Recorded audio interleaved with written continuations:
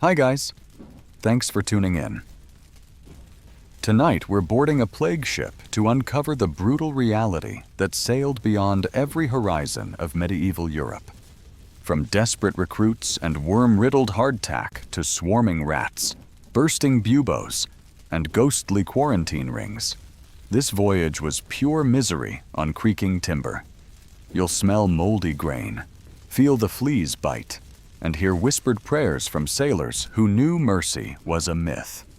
If gritty history thrills you, please subscribe, smash that like, and ring the bell so you never miss a voyage. Finally, drop a comment with your local time right now midnight, sunrise, whenever. Now that you have stepped across the gangway, the lie becomes obvious. The voyage the recruiter sold you as an easy paycheck is really a gamble with plague as the dealer.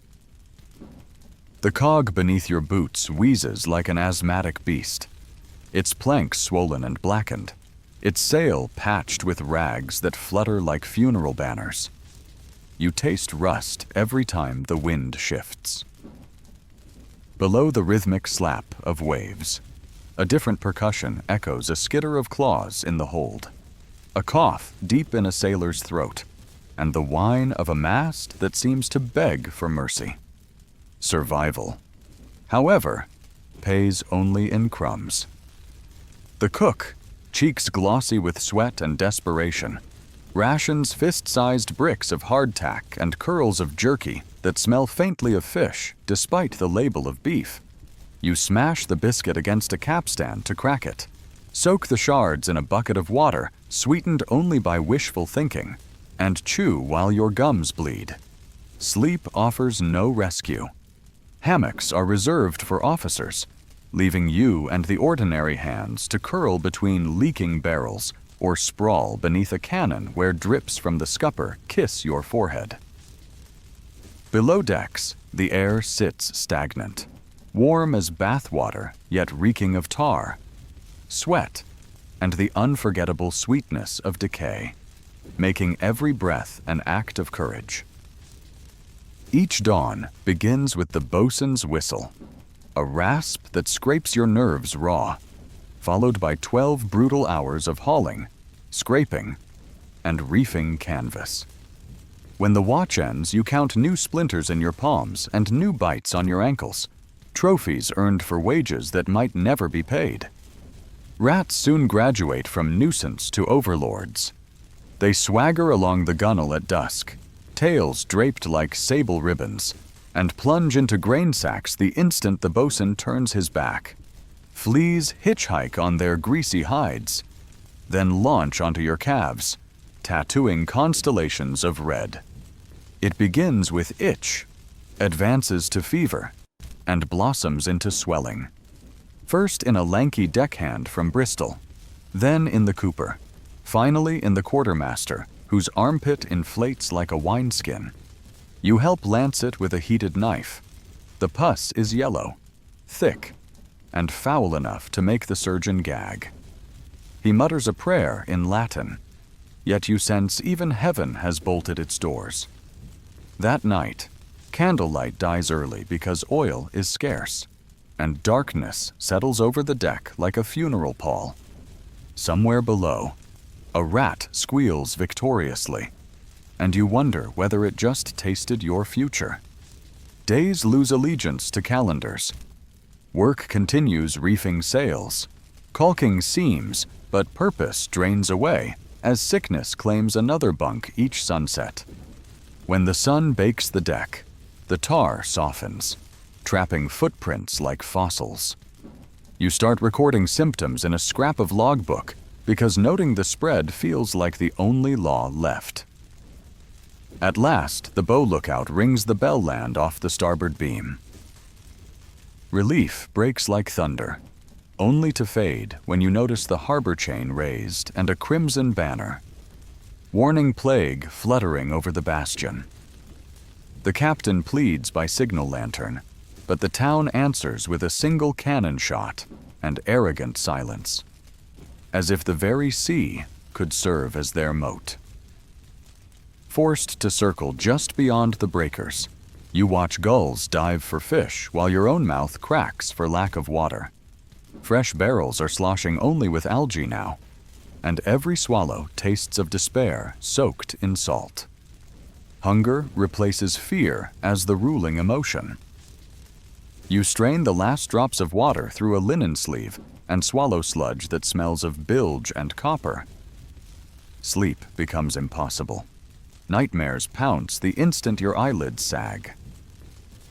You dream of home, of dry straw and honest rain, and wake to darkness pulsing with the stench of vomit. The carpenter chooses a noose made from the bell rope. The gunner hoards a single orange peel like a saint's relic, inhaling its faded perfume whenever hope flickers. One stormy evening, the helmsman collapses across the wheel, and the ship slews broadside to the waves, taking on water faster than the pumps can spit it out. Canvas tears, the mainmast groans, and lightning outlines a deck littered with bodies too heavy to move. You lash yourself to a pin rail so the sea cannot claim you yet, and you scream into the gale. But the wind tears the words apart, leaving only a raw whisper for the gulls. Morning discovers the ship grounded on a sandbar, its ribs cracking like old ice.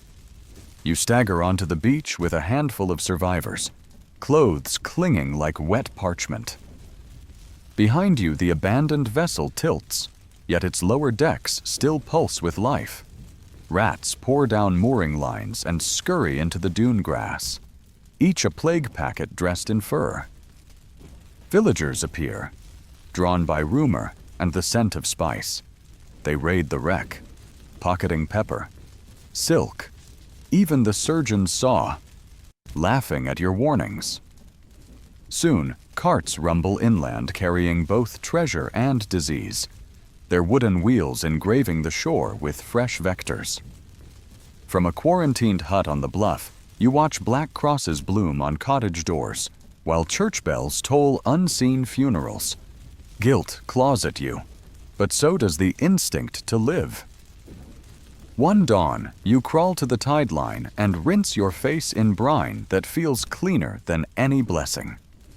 You look up at the horizon and vow never again to trust easy money, cheap promises, or the silence that follows a rat's squeal. Still, as the surf recedes, you acknowledge a darker truth. The plague ship sails forever inside you, its timbers creaking whenever night falls, reminding you that some voyages never truly end. So, traveler of the digital seas, when you click away from this tale, glance at the clock and count the effortless hours you enjoy on dry land. Remember the men whose minutes were measured in heartbeats and boiled water. Their agony purchased the safety you breathe right now. Spend it wisely. You step onto the quay, still tasting the recruiter's sugar-coated promises. But the instant you see the vessel he called a stout little cog, the sweetness curdles. Up close, the hull looks exhausted. Barnacles crust the waterline. Pitch dribbles from yawning seams, and the figurehead droops like a broken soldier. The gangway flexes beneath your boots, and you imagine the recruiter pocketing his fee ashore while you board a coffin that only floats by habit. The bosun swears the planks will swell tight once at sea. You suspect they're already swollen with regret. Behind you, the dock recedes, and with it, any easy path back to certainty. Deck space is heartbreakingly scarce. Every flat plank is already claimed hog-sized barrels of salt herring, greasy bales of raw wool, crates of copper ore stamped with gild seals nobody aboard can read, and pyramids of onion-reeking provisions, so the walking lanes have shrunk to goat paths. Two men cannot pass without grinding shoulders.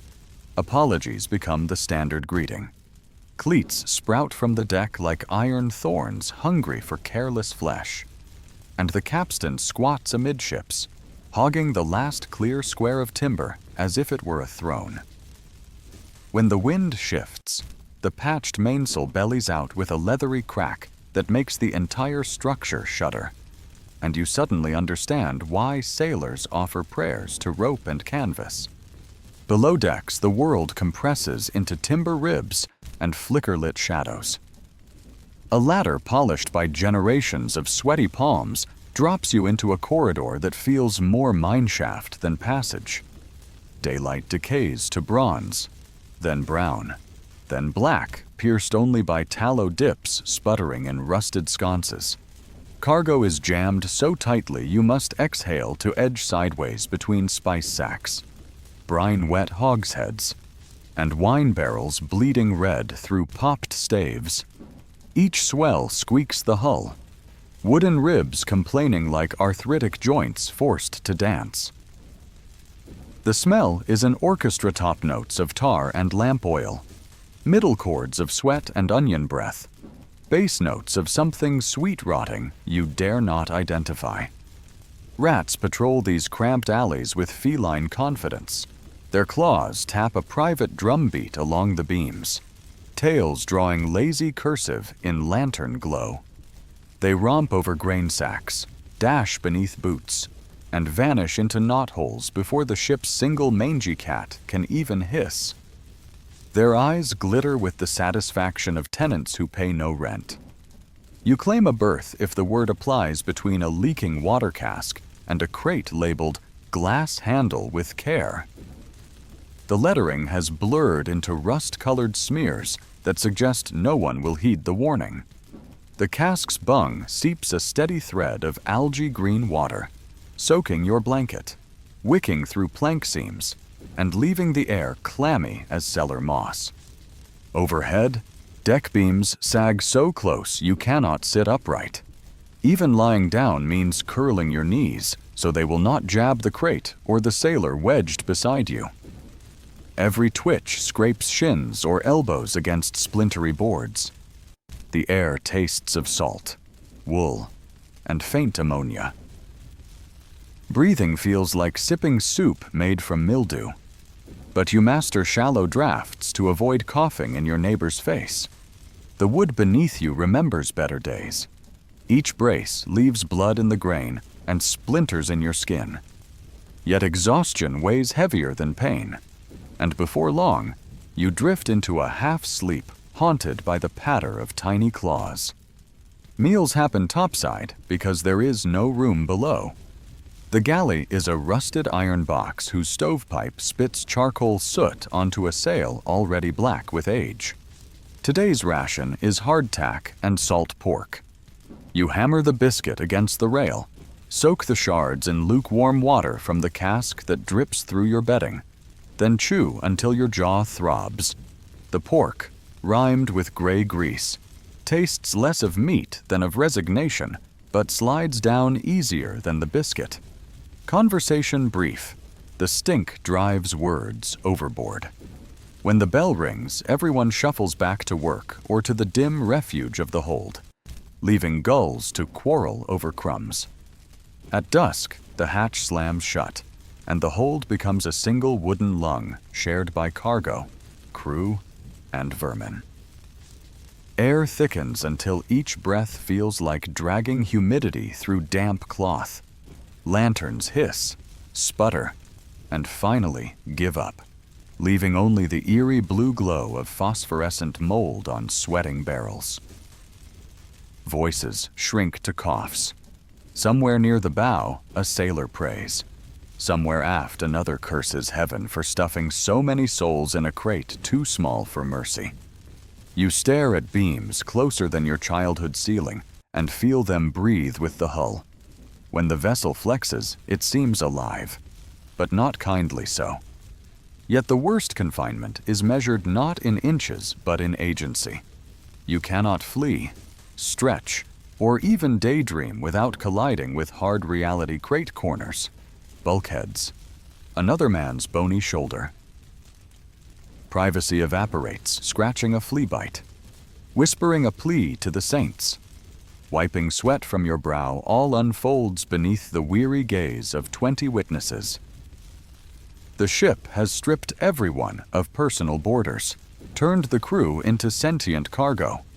When a rogue wave strikes, barrels shift like snoring giants, and men tumble together, limbs tangled, curses mingling with terrified laughter, all while the rats keep perfect balance, utterly unfazed. Lying there while vermin squabble over crumbs, you recall the recruiter's grin, the polished lie that sold this craft as compact and nimble. Compact means a berth so narrow your heartbeat feels too wide. Nimble means a deck that bows like a drunk's spine whenever the swell leans hard. You picture him baiting another desperate soul and smolder with rage until lack of air douses the flame. Realization settles Idea 1's glittering rhombus has become Idea 2's cramped reality, branding its lesson into even bruise. Until land appears or plague creates space, the cruel way you will measure freedom, not in miles, but in the inch of plank protecting your elbow from a nail. Kindness, once thought portable, finds no berth on this overcrowded deck right now. You think you already understand cramped, but hunger arrives to teach a harsher lesson.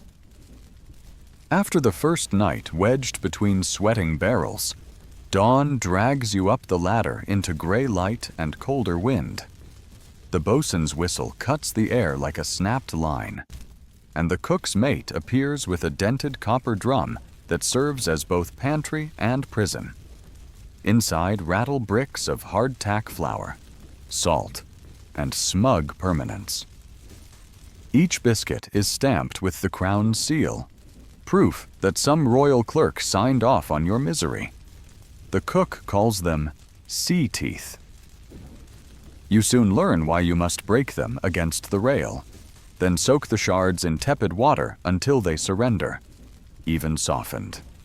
The pieces fight back, cutting your gums and scattering floury dust that the wind steals before it can nourish you. Salt pork follows, a gray ribbon peeled from a barrel where brine reflects the sky like a dirty mirror. The fat is thick, the meat thin, and both taste of wood smoke and wishful thinking. You chew anyway, because the alternative is nothing. Water comes ladled from a cask that leaked all night beside your blanket. You pretend not to notice the green threads of algae swirling near the rim. One veteran shows you a trick. Press a scrap of linen over the cup and drink through the cloth.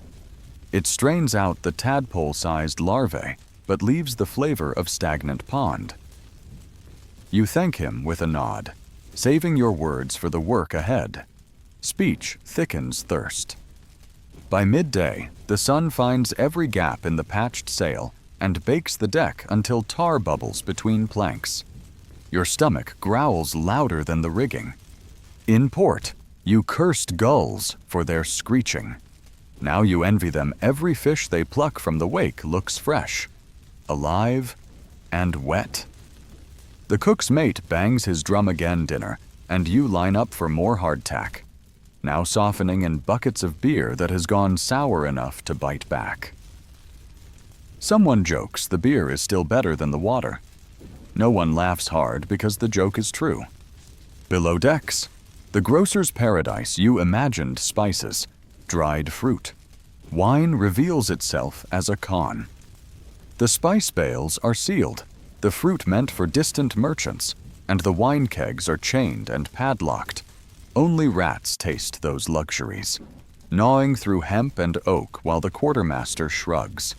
He keeps inventory for the owners, not the crew. If the ship founders, he'll drown clutching keys to barrels that were never meant for your tongue.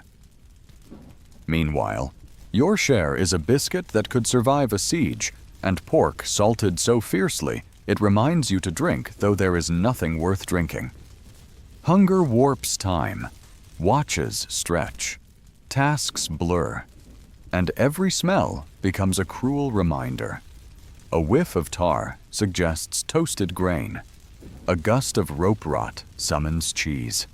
When the wind springs from shore, you swear you smell garlic and ovens, and your mouth waters until your tongue sticks against your teeth. You chew it loose and keep hauling lines.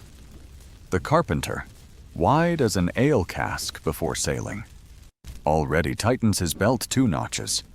He jokes about shedding ballast.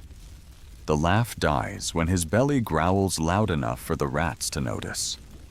Rot moves faster than the ship.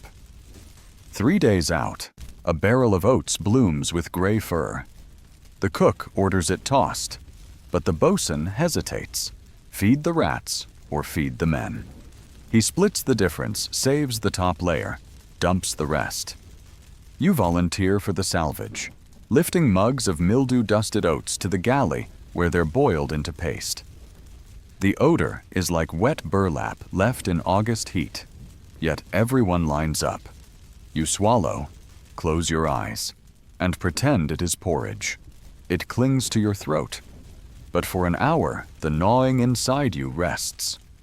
Night shifts bring fresh torment. The hold's darkness thickens hunger into something with claws.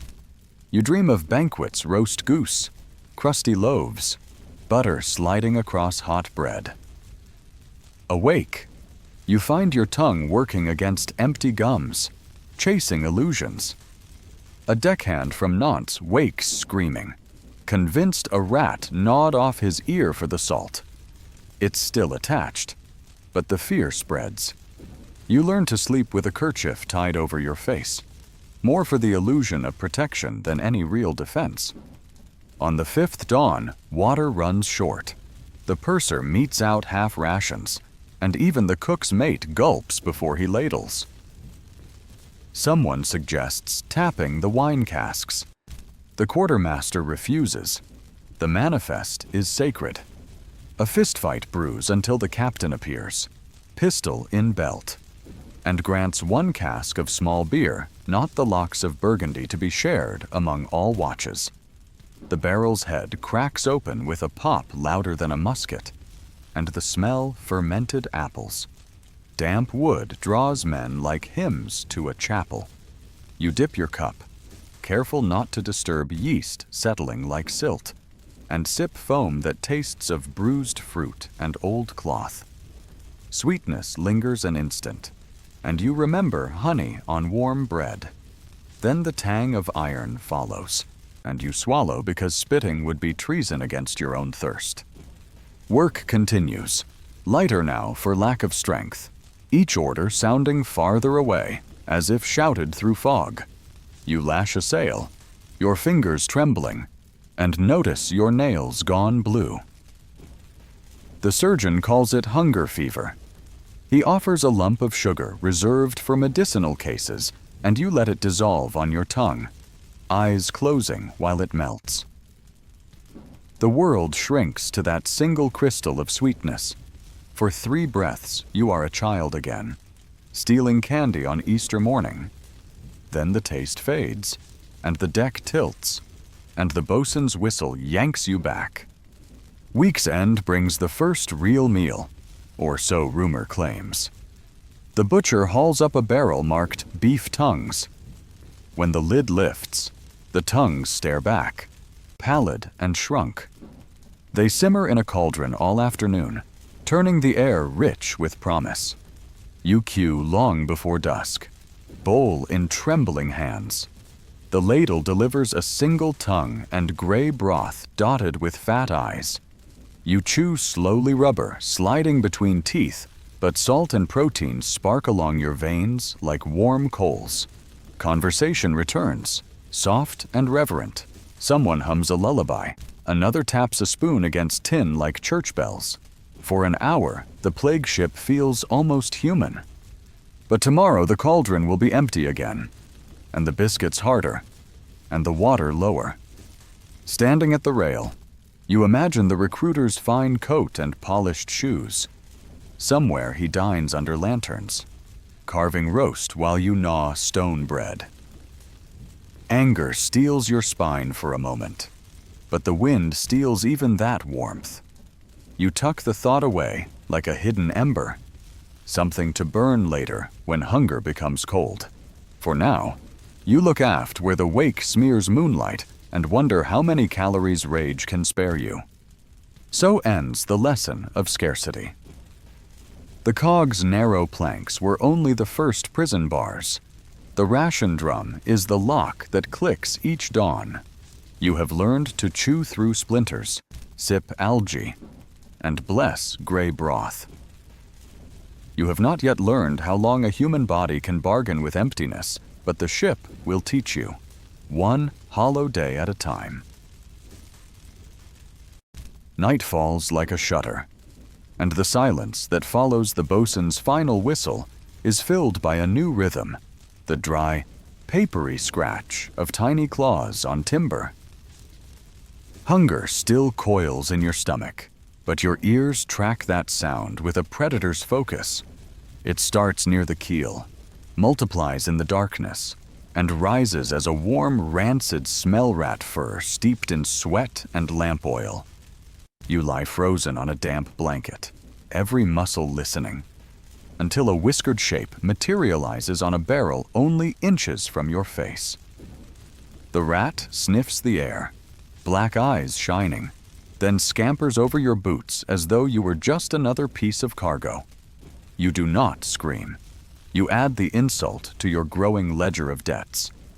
By dawn, the deck resembles a market taken over by thieves. Rats roam in full daylight, tails looping across tar seams, daring sailors to object. When a boot stomps, they scatter only far enough to prove the point, then return to nose at biscuit crumbs you were too weak to sweep away. Their fur glistens with a mix of grease and salt that almost looks regal. Gulls hover, hoping for scraps, but even they keep distance from these bold new rulers. A seasoned hand mutters that where rats walk at noon, bad luck walks at night. You believe him, because the ship already feels less like a vessel and more like a tavern where vermin pay the bill in fear. The cat that once stalked the forecastle limps along the rail with one ear torn and an eye fused shut. He hisses at everything yet attacks nothing. A dethroned monarch relinquishing power. You watch him lap bilge-tinged rainwater from a scupper. When a rat approaches, the cat retreats, conceding the puddle without a fight. Authority, you learn, no longer belongs to tooth or claw, but to boldness and numbers. And the rats possess both in abundance. Later, you find the cat curled behind a coil of rope, trembling as fleas dance across his ribs like sparks on dry straw.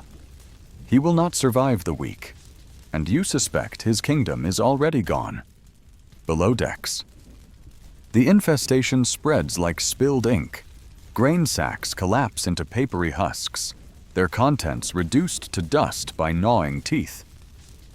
Lift one and a cascade of oats pours through a lattice of holes, accompanied by pink-eyed stowaways that scatter into shadow. Worse are the hitchhikers they leave behind fleas that leap from fur to flesh with acrobatic certainty. First, your ankles itch, then shins, arms, scalp. Bites swell red, then purple, then black-rimmed. The surgeon boils knives in sour wine and dabs vinegar on wounds. Yet at night, you find him on the quarterdeck plucking fleas from his beard, eyes glittering with a grief he refuses to name. He whispers that dark swellings mean the Black Death has come aboard. Desperation breeds ill-planned crusades.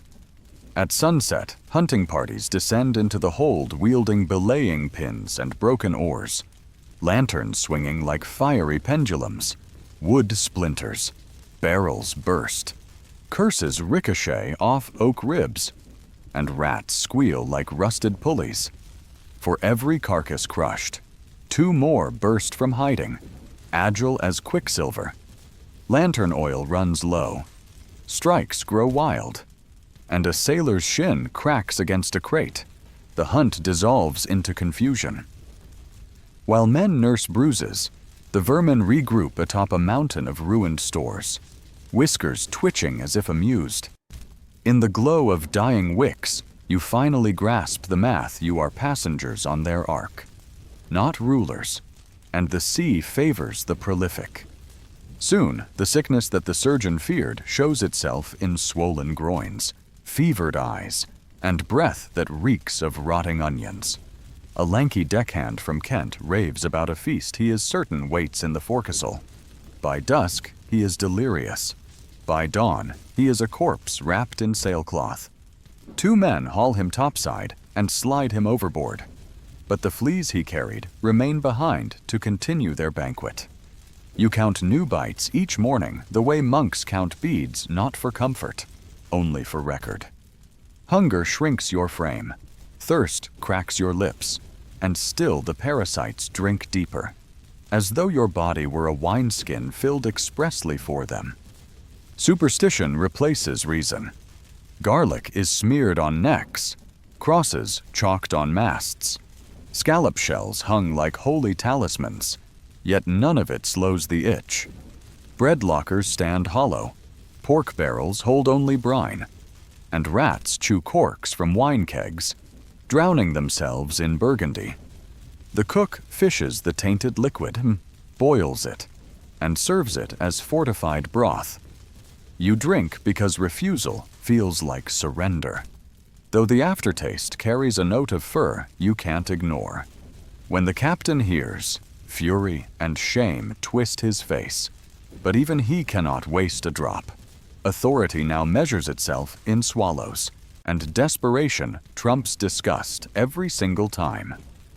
Calm settles one windless night, and the ship wallows in her own stench. Without movement, the heat below decks thickens. Turning the air into wet wool, you must chew before swallowing. Stars glitter overhead, cold and distant, indifferent to the crawling life beneath them. A sailor near you begins a lullaby in a cracked whisper. Voices join until the deck vibrates with a tuneless hum. A last human claim against the creeping empire of vermin. But the song fades, the fleas continue, and the rats parade along the capstan like victors surveying conquered ground. You finally accept that hunger and thirst were merely gatekeepers. True captivity is sharing your heartbeat with creatures that never sleep. Somewhere ahead lies land, perhaps rescue. Yet the odds say the rats have already won. They will ride ashore in every sack of grain, every seam of clothing, every panicked memory you carry. Their kingdom will outlive the voyage, creeping on tiny legs through docks, taverns, markets, while tales of this floating siege fade to whispers no one believes until itch and fever arrive for them as well. Soon enough, eventually, you wake to the sound of breathing that is not quite human, the strained hiss of lungs fighting themselves. The hold still reeks of damp grain and rat musk. Yet a sharper odor drifts above it, now sour sweat laced with iron, the scent that rides a fever. You roll onto an elbow and realize the deckhand beside you is drenched, clothing plastered to skin that gleams like oiled parchment. His eyes flutter open, unfocused, and he whispers that every joint burns as if a forge bellows inside his bones. When you help him sit, your fingers find a lump beneath his jaw, hot and tight as a fist. He tries to laugh it off, but the sound curdles into a cough that paints his sleeve with pink foam. The surgeon arrives, cheeks hollow from sleepless nights, and orders the man topside for air and that the air above will save him. Only spare the rest of you the full horror of watching the sickness bloom. The ship rallies to denial at first. Sailors mutter about heat rashes, blame spoiled pork, swear by garlic amulets dangled from rope belts. Even the captain clings to optimism, barking that strong backs beat any malady. Yet each hour another body falters. Buboes swell in armpits and groins. Purple veins spider outward, and tempers snap quicker than lines in a squall. Someone accuses the cook of poisoning the stew. Someone else the carpenter for inviting bad luck by hammering at dusk. Fights erupt, short, vicious, ending when both parties double over from dizziness.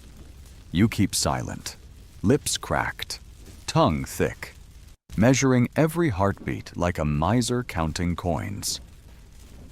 Somewhere in your blood, a flea's gift might already be setting the fuse. The surgeon sets up a makeshift infirmary on the quarterdeck beneath a tattered awning. He boils knives in tepid wine, lances swellings that ooze tar-colored pus, and presses rag scraps to wounds until they stain black and stiffen in the wind. You volunteer to hold lanterns at night, partly to earn an extra dipper of watered beer, partly to convince yourself you can still serve life instead of merely waiting for death. When the blade pierces flesh, patients howl like injured gulls, then slump into uneasy sleep. A few wake calmer, skin cooler, and the crew whispers that perhaps cutting works. Most, however, seize at dawn and breathe their last before the sky blushes. By the third night, even the surgeon's hands tremble. He has begun reciting prayers between each incision, as though stitching his own spirit into the patient in case it helps one of them stay. Land appears on the horizon, a low smear of hills crowned by towers. The captain signals for entry, pennants snapping with urgency, but the harbor responds with a crimson quarantine flag. Cannon smoke puffs from the fort's parapet, a warning shot that booms across the water and echoes off your ribs. You drift just beyond reach of safety. Watching gulls circle over bakery roofs, you can almost smell. Barrels are already half empty, sails sag for want of crew, and the deck beneath your feet shivers with every cough. Still, the port refuses. They have heard rumors enough. They would rather lose trade than invite what you carry. Days become a grim loop. Haul the dead, sew them in canvas, weight the feet with scrap iron, and tip them into the green swells. The splash is always gentler than expected, as if the sea accepts its tribute without judgment. Gulls dive afterward, but even they recoil once the bodies roll belly up. Salt cannot mask everything. A rank sweetness hangs over the rail, crawling into nostrils, clinging to hair and beard. You scrub with sand and rationed water, but the smell returns, the perfume of a voyage gone rotten to the keel. Sleep fractures into shards. Some nights you jolt awake convinced rodents gnaw your eyelids. Other nights you float above yourself, weightless, watching your body twist with dreams of tables piled high with roasted fowl. Voices echo in corridors that should be empty, your mother calling you in for supper. A market bell. The recruiter's voice promising quick coin. You chase those sounds until a real scream snaps you back, another sailor convulsing under moonlight, limbs striking the deck like thrown chains. The tests of courage you once admired storm watches, reefing in a gale, feel trivial compared to lifting a friend who thrashes because his muscles no longer obey him. By the second week of exile, the surgeon stops lancing altogether. Wine is gone. Rags are gone. Even hope has been spent down to threads. He orders those still able to gather scrap cloth into crude masks soaked in vinegar. But most abandon the pretense when they discover it does nothing except sting the eyes. You catch him one evening tilting his face toward sunset, lips moving without sound, fingers counting beads of an invisible rosary. He notices your gaze and gives a wistful smile. In Rome, they call us vessels of mercy. Never thought mercy could smell so much like fear. You learn new measures of wealth. A swallow of fresh water becomes priceless. A whole biscuit is treasure. 10 minutes of breeze across sweat-slick skin is a feast. You stash a shard of lemon rind in your pocket, not to eat, but to sniff whenever the stench grows thick. Its scent is faint now, nearly memory. Yet it reminds you of mornings when the world felt wide and choices plentiful. One afternoon, you share it with the navigator, whose hands won't stop shaking long enough to hold his compass. He inhales, eyes closed, and for a heartbeat, the ship tilts toward tenderness instead of doom. Storms arrive with late-season fury, as though the heavens, too, seek to press you under. Lightning sketches the rigging in brief white bones, rain drums on canvas, and waves climb over bulwarks to cleanse the deck of gore and regret. You lash yourself to a pinrail, knees weak, watching the sea claim half-sown shrouds waiting for burial.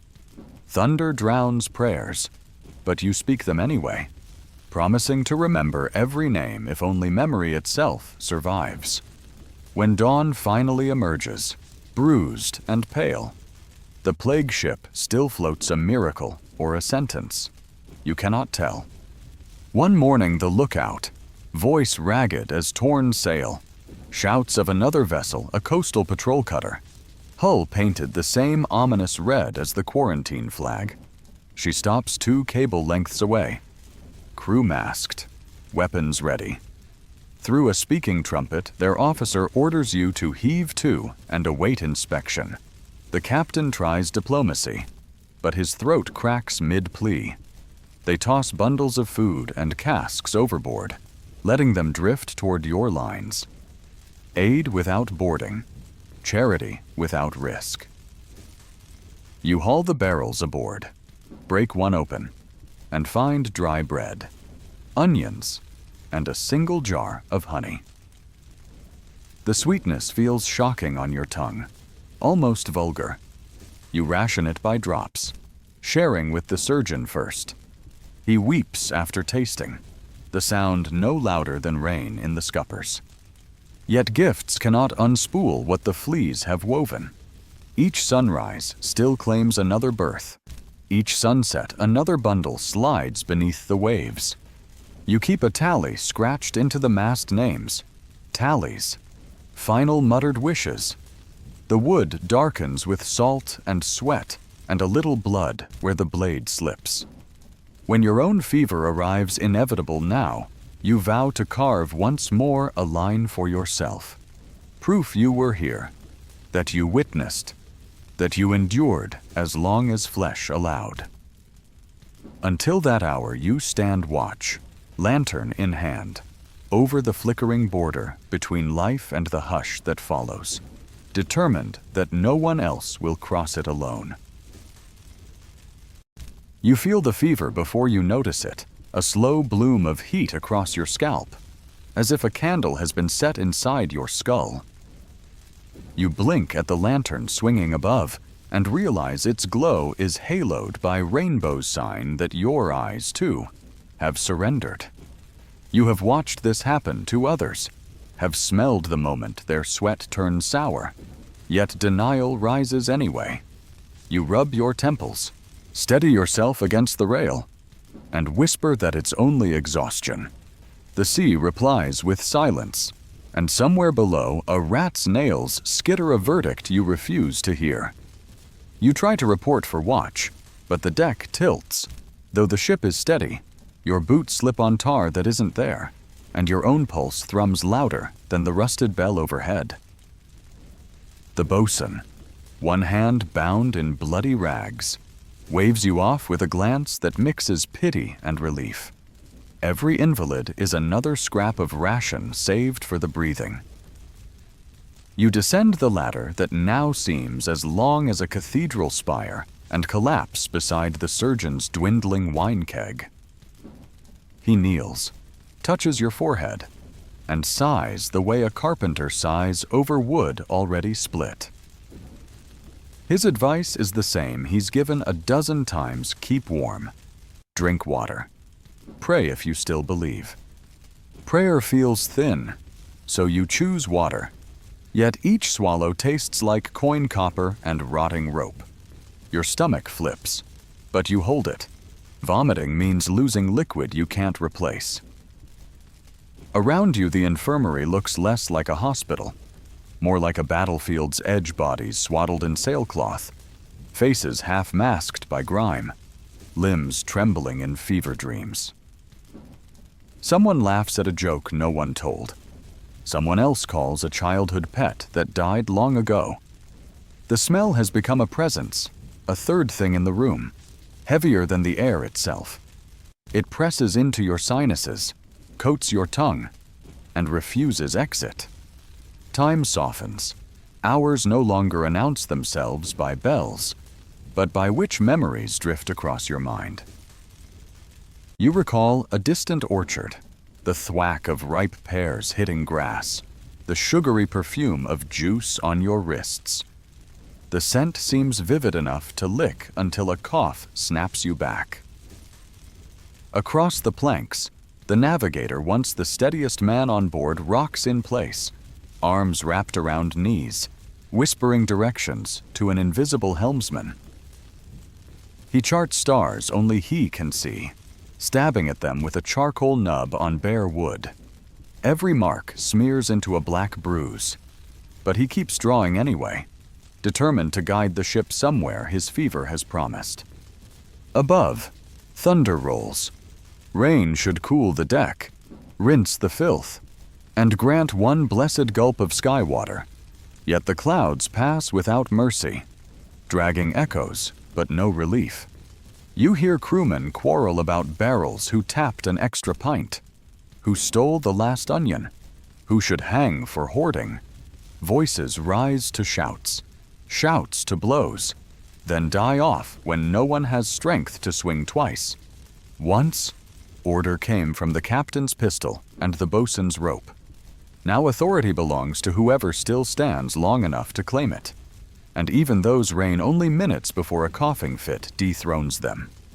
Night returns fast, thick, and absolute.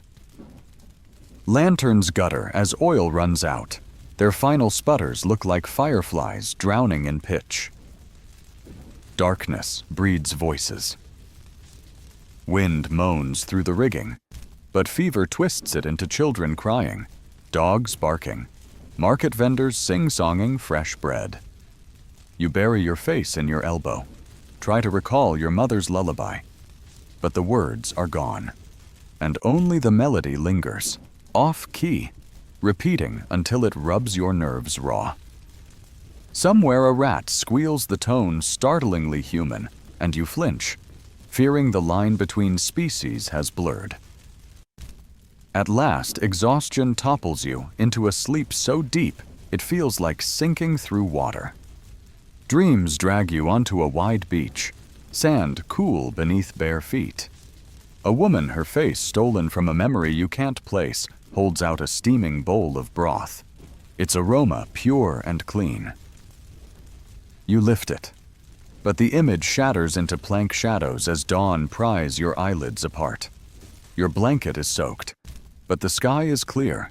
The wetness is your own sweat, cooling now, leaving chills behind. The surgeon crouches beside you, eyes glazed and yet gentle, and presses a finger to the pulse on your wrist. His lips form a word you cannot hear. Your ears have filled with surf that isn't there. He hands you a cup faintly sweet, barely more than tinted water. Honey, thinned to stretch across days. It glides down your throat like sunset light and sparks a long forgotten appetite. For the first time in forever, hunger feels like a possibility instead of a wound. Around you, others receive the same ration. A few manage smiles, loose, tentative sprouts in cracked earth. Hope whispers, quiet but distinct. Maybe the fever has peaked. Maybe the patrol's provisions arrived just soon enough. Hope lasts until afternoon. The carpenter, who seemed to mend with you, staggers from the hold, clutching his side. A bubo the size of an apple splits his shirt seam. He raves about rats, says they've learned to walk on hind legs, that they are loading grain into phantom skiffs. Nobody can argue. Imagination has replaced certainty. He lunges for the rail to escape them or to escape us. No one knows, but a wave slaps him back, twists his ankle, and ends his flight with a sound like a branch breaking. The surgeon rushes, but there is nothing left to fix. By dusk, the carpenter's body joins the others overboard, another canvas packet easing into a sea infinitely patient. The tally on the mast grows. You drag yourself to add a stroke for the carpenter, carving shakily, wood grain blurring through tears you blame on salt. The notches form a forest of loss. Somewhere beneath them, your own hour waits. Yet something stubborn stirs. You picture the orchard again, the taste of sun-warmed fruit, and promise you will find that flavor once more on land, in some village that has not barred its gates, on lips that do not tremble with chills. Gulls wheel overhead, attracted by the burial splashes, but they also herald proximity to shore. You taste earth in the wind peat, chimney soot, the faint perfume of heather. Land must be close enough now to smell your sickness. The captain, hollow-cheeked, orders sails trimmed. He plans to anchor offshore and pray the town will negotiate. You wonder if he is naive or merely unwilling to die adrift.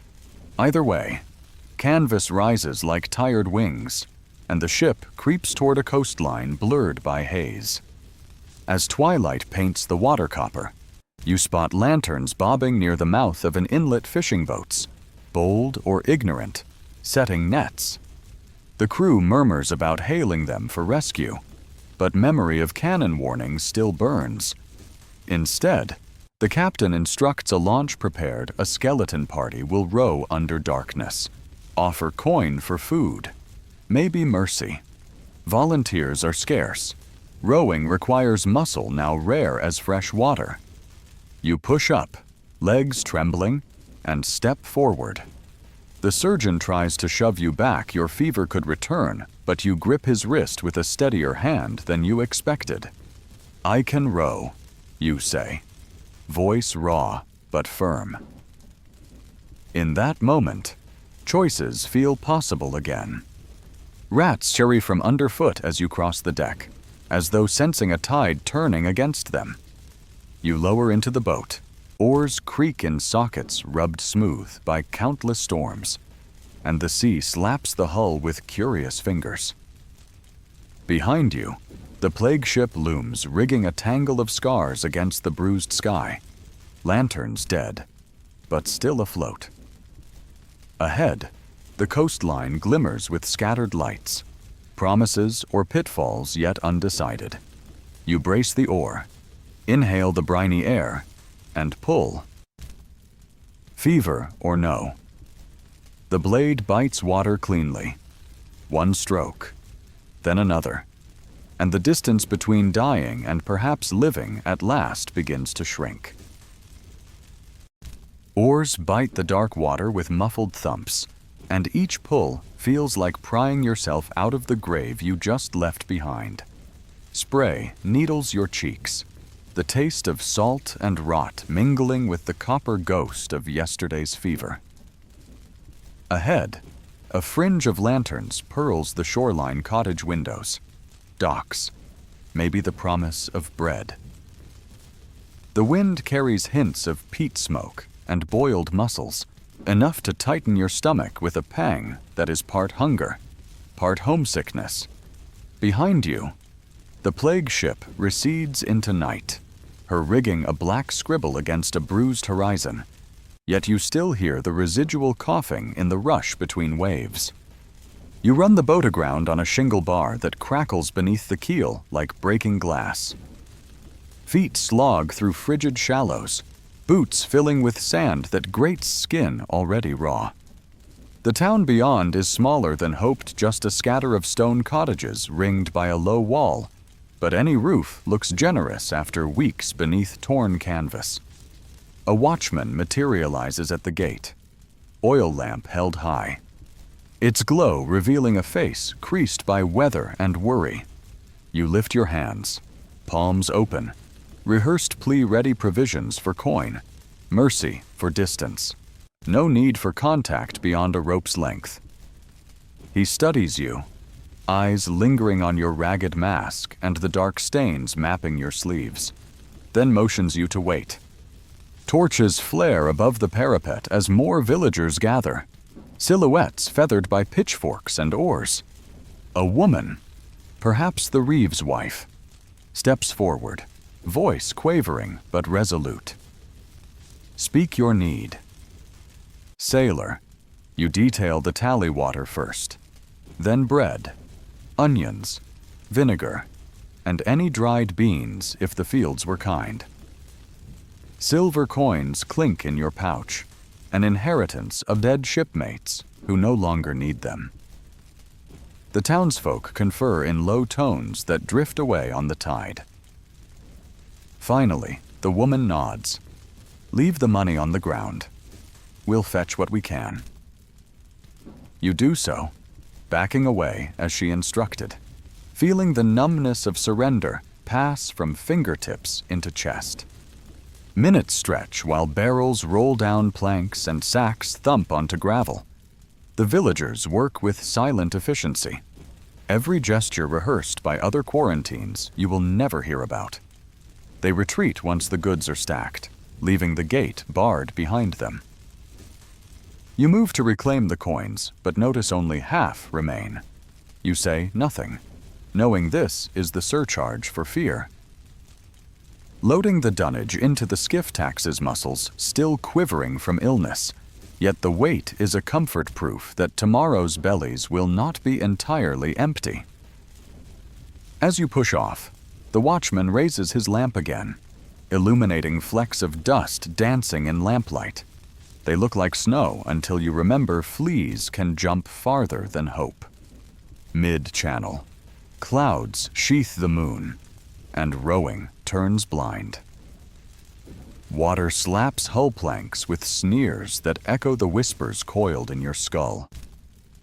You have traded silver for salvation, but what did you leave behind?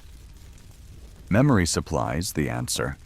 A shuffle of flea-ridden cloth, a single cough you could not smother, a rat tail glimpsed under a loaded sack. You picture it now, soaked and shivering, but alive, already burrowing into new stores. The first ambassador of Death's embassy. The oars falter. Another sailor growls to keep pulling. Talk of omens can wait until daylight. When the ship looms once more, lanterns blink weak greetings, ropes creak, pulleys groan, and the cargo rises aboard like a promise. The captain forces a smile, but its edges sag. He knows each barrel is both rescue and risk. Still, the water casks are winched below, bread counted, vinegar stowed. A ladle of rain-collected brew passes from hand to hand in token celebration. You sip, and though the liquid tastes of rust, it slides down kinder than anything in weeks. One sailor hums a tavern reel. Another taps rhythm on an empty keg. For a moment, sound conquers dread. Morning vindicates the effort. Sunlight finds faces less gray, lips less cracked, torsos steadier at the pumps. Hardtack crumbs soften in fresh water. Onions boil into a thin, fragrant soup that coats throats like silk. Even the surgeon's voice rises half an octave as he inventories vinegar for cleaning wounds. Yet gratitude walks with suspicion. Every itch is inspected, every sneeze interrogated. The rat patrol resumes, traps baited with onion skins, but the rodents seem emboldened, scuttling brazenly across top-gallant lines at dusk. You stamp one under heel and feel bones pop like nutshells. Yet satisfaction is fleeting. The deck still crawls with tiny black commas, eager for new parchment. 2 days later, a muffled boom reaches you from shore. Smoke coils above the village, thin at first, then thick enough to stain clouds. A spyglass reveals torches racing along rooftops and a bucket line forming by the quay. Fire or fever, it matters little. Both consume. You recall coins left on gravel, the watchman's lamp, the invisible snow swirling between you. Guilt gnaws deeper than hunger ever did, carving hollow places beneath ribs that soup cannot fill. A sailor mutters a prayer for strangers he will never meet. Another curses fate for damning mercy. You simply watch until smoke swallows the horizon, wondering how far a spark can ride a flea. Storm clouds hurried across the sky that evening, sweeping sparks of sunset into leaden sheets. The captain orders canvases, reefed and cargo lashed. You struggle with knots, fingers slick, shoulder joints aching, yet adrenaline steadies each hitch. Wind slams rigging, rain drives slanted needles, and thunder rattles souls like dice in a cup. Lightning silhouettes the plague ship, the flayed sails, the wounded mast, the rope lines thick with scurrying silhouettes unfazed by storm or scripture.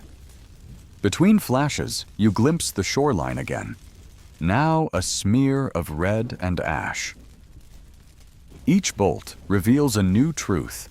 The sea is not exile, it is corridor, quickening the spread on every gust.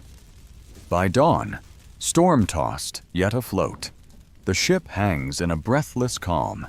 Debris drifts around charred planks, a child's wooden spoon, parchment stamped with an unfamiliar seal. Proof that the village paid the same tax your crew still negotiates. You fish the spoon from the eddy and slide it into a pocket, an unspoken pledge to remember faces you never saw. The captain stands beside you, eyes rimmed red, beard plastered against his vest. He murmurs that the ship, too, may soon warrant torch and tide. Scuttling her would spare the next harbor. Beaching her would force a reckoning neither sea nor shore desires. The decision hangs between you like a noose in still air. Sun climbs, and the deck once again fills with the ordinary heroics of survival hauling lines, scrubbing decks, doling rations. Yet every act hums with an undertone the knowledge that all motion may soon halt by command or collapse. You clean a coil of rope, pausing when a flea lands on your wrist. It sits, poised, a pinpoint of hunger on 2 worlds of skin. Before it bites, a breeze lifts, ferrying the speck away into sky. You watch its trajectory until it vanishes in glare. Then you resume coiling, aware that the difference between mercy and contagion can be smaller than dust and lighter than air. That night, before the watch bell strikes, you climb to the bow and stare into black water shimmering with starlight. Fever has retreated, but left souvenirs knees that wobble, dreams that twist, a conscience sharpened to a blade. In that hush, you taste the orchard again. Pears, sweet and grounding, and promise the ghosts behind you that if land ever welcomes your footprints without firing a shot, you will plant trees, build clean wells, and tell anyone who listens how a single spark became a fire that swallowed sky and sea alike. The vow is impossible, yet it steadies your heartbeat, and for now, that is enough to keep the oars of your mind pulling toward dawn. The warning bell rings just before dawn, a thin, defeated clang that rattles across the deck like a loose nail in a coffee can. You reach for the rail, half expecting the horizon to bloom with another column of smoke. But the coastline remains dark, only a suggestion of hills blotting the slate-blue skyline. A hush blankets the crew. Every eye flicks from canvas to water, waiting for an omen, a ripple that isn't wind, a gull that circles twice instead of once. The captain finally speaks today, The ship will move again, southward, skirting deeper channels in hope of a harbor unaware of last night's flames. His voice is brittle glass. One hard truth could shatter it. You swallow questions and turn to the ropes, grateful for the command of knots and pulleys that still obey the old logic of muscle and friction. The sails unfold in strips of dirty linen, catching a forgiving breeze that slips across your cheeks like a cool rag. For a heartbeat, the ship almost feels normal, a trader on routine passage, until you notice a rat perched on the bowsprit, auburn like dried blood, whiskers twitching toward the wind as though scenting futures you can't smell. The first hours pass in measured labor trimming canvas, pumping bilge, patching a rip where lightning kissed the jib. Work dulls dread. Sweat provides proof that your body still belongs more to life than to fever. Yet beneath every task pulses the new arithmetic of survival. How many hands remain strong enough to haul? How many buckets of water can be spared? How many days until vinegar runs dry? Noon finds the deck shimmering under white sunlight. A barrel of the villager's onions splits its seam, tumbling bulbs across the planks. You chase them on reflex, scooping the precious rounds into your tunic, hearing their soft thuds like heartbeats. One rolls between your boots, slick with mildew. You consider tossing it overboard, then slice away the rot instead. Waste nothing, not even a bruise. Afternoon brings a sight that steals breath more surely than sickness, a corsair galley on the starboard quarter. Lateen sails black against the glare, hull low and lean as a hunting dog. Its oars flash in unison, a silver comb stroking the sea. You taste iron immediately fear, mingled with the faint memory of honey you rationed last night. The lookout shouts, the boatswain curses, and the captain orders the guns run out, though only 2 remain manned. Powder is clumped from damp. Shot counts are thin. But the ritual offers comfort tamp. Prime, aim. You take your station at a swivel gun, palms slippery, muscles screaming protest, and realize the pirate crew numbers more than your entire ship's living souls. Their ensign snaps a red serpent chasing its tail. You whisper a prayer that they fear plague more than they crave plunder. Fate listens, or perhaps the serpent recognizes contagion. The galley veers off, keeping a respectful arc before fading into sun haze. Relief crashes through you in waves, leaving exhaustion that feels bone deep. Yet the reprieve exposes a different wound. Your vessel is no longer a ship of trade, but a drifting rumor of death. A talisman sailors avoid as they would a whirlpool. Reputation, once made of honor and timeliness, now wears the mask of pestilence. You stand amid sagging lines, watching gulls wheel overhead, and understand that even if land welcomes you, the sea itself has written you off. Toward evening, the sky bruises purple, wind slackening into humid stillness. The captain gathers those able to stand, spread out 6 feet apart on the middeck like mourners at a graveside. His plan is stark. The ship must be beached at the next isolated inlet. Supplies will be ferried ashore.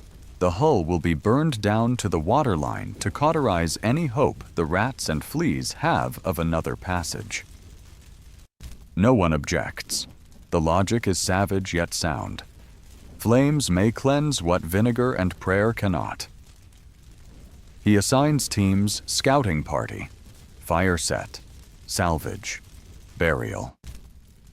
Your name falls into all 3 proof either of trust or expendability.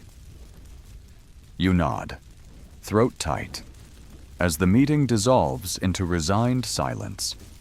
Night drapes quietly, smelling of oak smoke drifting from some unseen inland hearth. Sleep proves impossible. You pace the forecastle, counting stars, rehearsing the tasks ahead. Search for fresh water without meeting locals. Dig trenches for cargo. Then ignite a vessel that once carried dreams of spice markets and city lights. You imagine the groan of beams surrendering to fire, the hiss of pitch bursting, the final sigh as the mast topples a funeral for wood and toil, and the small histories written into every scarred plank.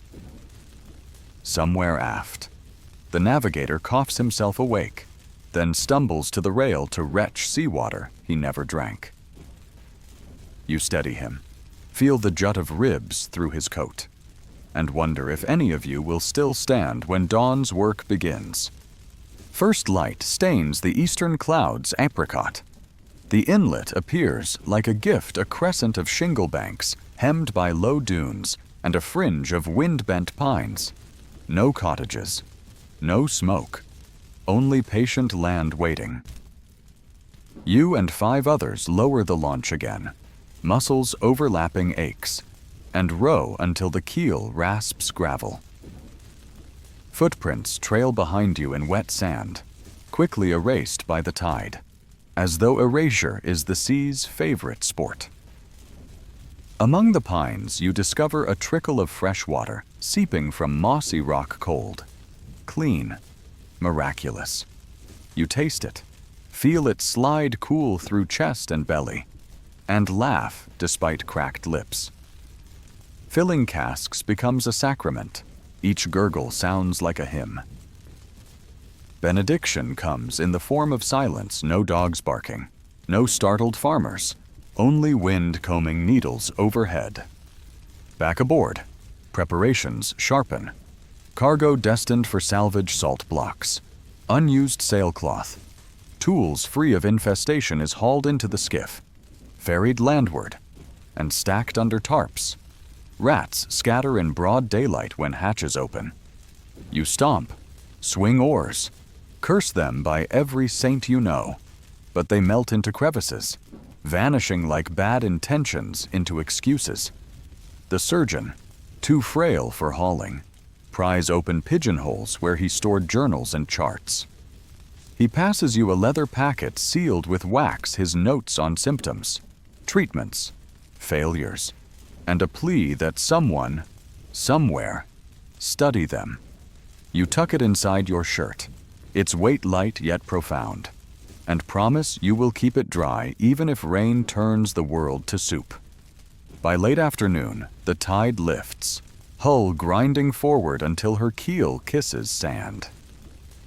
The captain climbs down last, pistol still at belt, though the enemy now is memory. Torches are fashioned from cloth dipped in lamp oil. You volunteer for the bow, stepping into twilight that smells of salt, resin, and inevitable goodbyes. One spark, then another, catches tar seams, flames snake along railings, find pitch stores, leap upward in a roar that silences thought. Heat lashes your face, driving you back. Planks pop like musket fire, masts howl, and a cloud of rats pours over the sides, their shrieks high as violin strings. Some dash for dunes, others dive, tails carving frantic S-shapes before vanishing beneath froth. You hope the water drowns them all. You fear it won't. The fire reflects in every pair of eyes on shore, turning pupils into molten coins. One sailor kneels, tracing circles in sand, maybe prayers, maybe names. You watch the rigging collapse, sails bloom as brief, terrible flowers before crumbling into ember rain. Then the deck caves, sending a geyser of sparks that drift upward like souls unsure which way is heaven. Tears finally come, scalding more than the heat, for you have burned not just wood, but the last proof that choices once stretched beyond survival. Darkness settles, punctuated by hiss and crackle. Ash drifts onto your shoulders, fine and gray. the lightest shroud you've ever worn. Tomorrow, scavengers of sky and shore will comb what remains. But tonight, the beach belongs to those who lit the pyre. You turn toward the dunes, toward casks and sacks and a path not yet charted. Behind you, the skeleton of the plague ship glows, an admonition and a blessing in one. The wind shifts, carrying a final whisper of charred oak mixed with onion soup simmering over a small shore fire.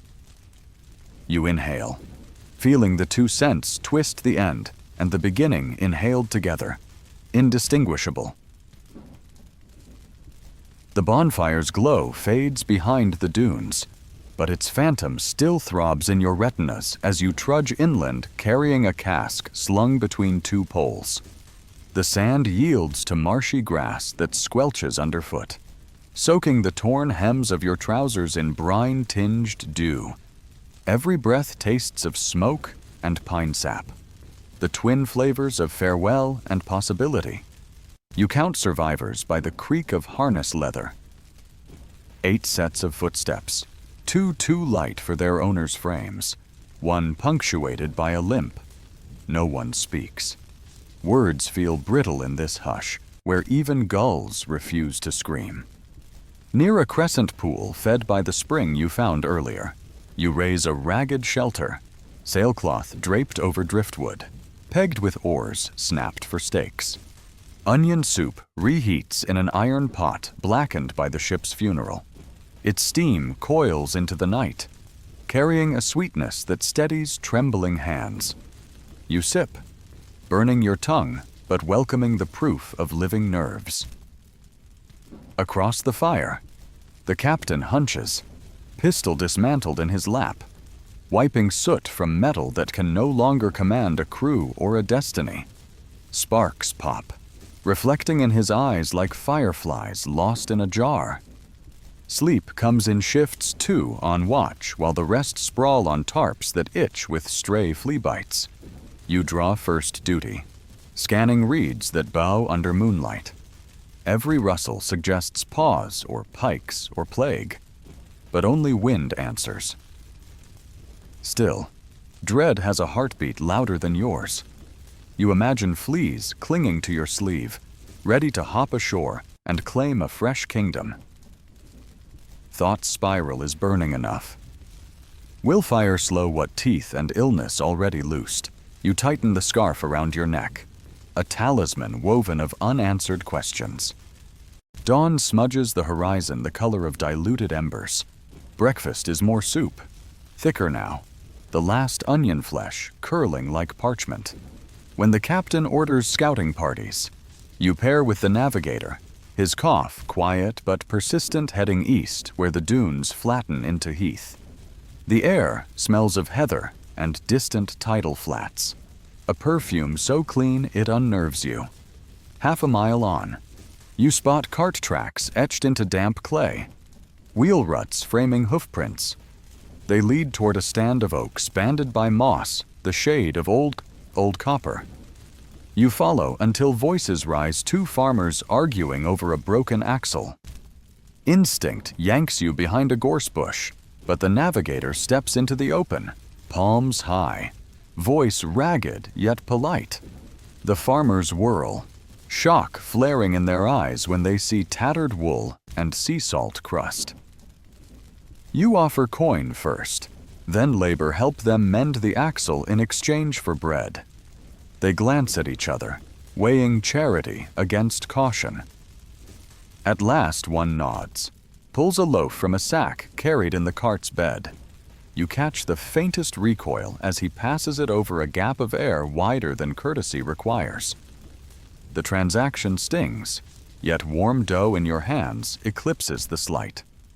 Back at camp, the loaf becomes communion, 8 thin slices, crumbs licked from fingertips. The navigator swears he tasted rye, real rye, for the first time in months. Spirits lift, talk sparks of pushing farther inland, maybe finding a monastery willing to shelter wanderers in exchange for stories of distant seas.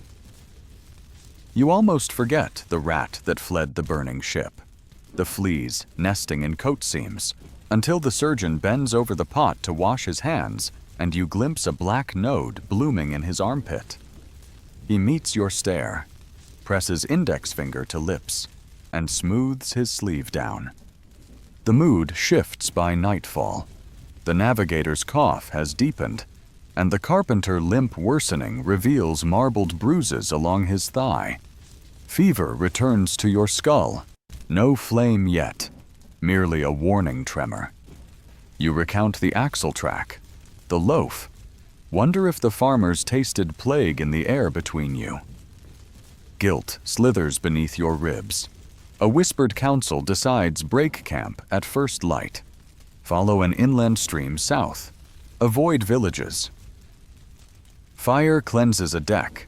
The shore demands distance. Morning drapes fog across the heath like damp wool. You shoulder a bundle of salvaged tools, the surgeon's leather packet pressing against your chest. Each step inland muffles the ocean's roar until only memory supplies the surf. By midday, you reach rolling pasture, dotted with sheep that raise placid heads as you pass. Their bells clang softly, a lullaby sharp with irony. The sight cracks something in the carpenter. He approaches a lamb, outstretched hand trembling. The animal sniffs, then nuzzles his palm, unbothered by the stench of ship smoke. A smile ghosts across the man's face first in days before a coughing fit folds him double. That evening you find an abandoned shepherd's hut, stone walls roofed with heather sod. Inside, a cot, clay stove, and 3 pewter bowls left in a tidy row. You kindle a fire, roast slivers of salt pork, and watch sunset bleed through gaps in the thatch. For a breath, life seems survivable. Yet during the night, the carpenter worsens. Fever sweat slicks his brow. Breath shallow as tide pool ripples. At dawn, he asks for water. When you return, cup brimming, his eyes stare unfocused at rafters painted gold by sunrise. You shut them with thumb and forefinger, the motion practiced now, and wrap him in the last scrap of clean sailcloth. The crew digs a grave where the pasture meets forest, layering soil over wood over bruised flesh until the mound rises like a muted promise. Silence trails you for hours afterward, broken only by the creak of leather straps. When the captain finally speaks, his voice trembles more from certainty than grief. You must split up small groups, scatter contagion less like wildfire. He offers choice: follow him toward the distant hills, or strike west with the surgeon toward a rumored abbey harboring the sick. You glance at the navigator, whose wheeze has receded, replaced by a glassy stare of one steering inward maps. You choose the abbey, lured by the thought that knowledge stored behind stone walls might yet crack plague's code. Parting feels surgical precise, necessary, bloodless in the moment, sure to ache later. A brittle hug here, a clasped elbow there. Then you and 3 companions shoulder packs and navigate between gray ash trees whose leaves whisper like distant sails. At their trunks grow mushrooms pale as bone. The surgeon notes them, says their tincture once eased fevers. He packs a handful, hope wrapped in spores. The path climbs, air thins, and the sea becomes a rumor behind you, a hush you almost doubt existed. Near dusk, you crest a ridge and see the abbey stone towers tinted rose by sunset. A cloister garden unfolding like a green sigh. Bells toll vespers, low and resonant, stirring the hairs on your neck. Yet even from this distance, you spot carts lined outside the gate, bodies wrapped in linen awaiting rites. The surgeon exhales a single syllable, half relief, half dread, then strides ahead. Leather packet clutched like scripture. You follow. aware the next gate you cross might close behind you forever, but also knowing the ember of knowledge in that packet could light futures unimagined. As the abbey doors swing inward, incense mingles with the tang of vinegar and sweat. Monks in waxed robes usher you through antechambers painted with saints who once walked among miracles and plagues alike. Candles illuminate scrolls, alembics, mortar boards. Somewhere deeper, voices chant Latin, weaving hope between syllables older than the sea. You touch the packet under your coat, feel its corners press against ribs, and whisper to the surgeon that whatever happens now, the ledger of the plague ship will not rot unread. He nods, eyes shining with fever and ferocious purpose. Beyond the threshold, the cloister garden glows, dew-pearled and waiting, a fragile promise that seed and soil and stubborn breath can still conspire toward regeneration even in a world fertilized by ash and fear. The abbey swallows you in hushed candlelight, wide cloisters echoing with sandals and whispered scripture. You follow the surgeon through corridors that smell of beeswax, rosemary, and something metallic you recognize too well. Blood thinned by fever. Hooded brothers glide past, carrying linen-wrapped bundles toward a crypt-side infirmary. Their faces are calm, but their eyes carry the same question that has haunted every shore you've touched. How long before help becomes infection? A young monk stops your party beside a stone basin of vinegar. He gestures for you to rinse hands, knife hilts, even the leather packet. The liquid stings cracked skin, but the sting feels like entry. One pain exchanged for a larger permission to stay. A scriptorium stands ready just beyond tables littered with quills, pigment stones, and vellum stretched taut on oak frames. The abbey's librarian stooped, ink-spattered, greets the surgeon like a scholar greeting a fellow devotee. You release the packet, watching it unfold under lamplight, leaf after leaf of cramped notations, diagrams of swollen lymph nodes, lists of poultices tried and failed. The librarian hovers, breath quick, as though the pages are relics chiseled from future history. He promises copies will be made before sunrise. Dispatch riders sent to other houses along the coast. Information, he insists, can outrun disease if saddled to enough horses. You want to believe him. While quills start scratching, you're led to the infirmary, an airy nave where narrow pallets line walls frescoed with Lazarus and Job. Incense burns in iron censers, but not even frankincense can hide the rank odor of infection. Dozens lie here, villagers from inland, travelers cast off by ports, maybe the axle-breaking farmers, though faces blur in torchlight.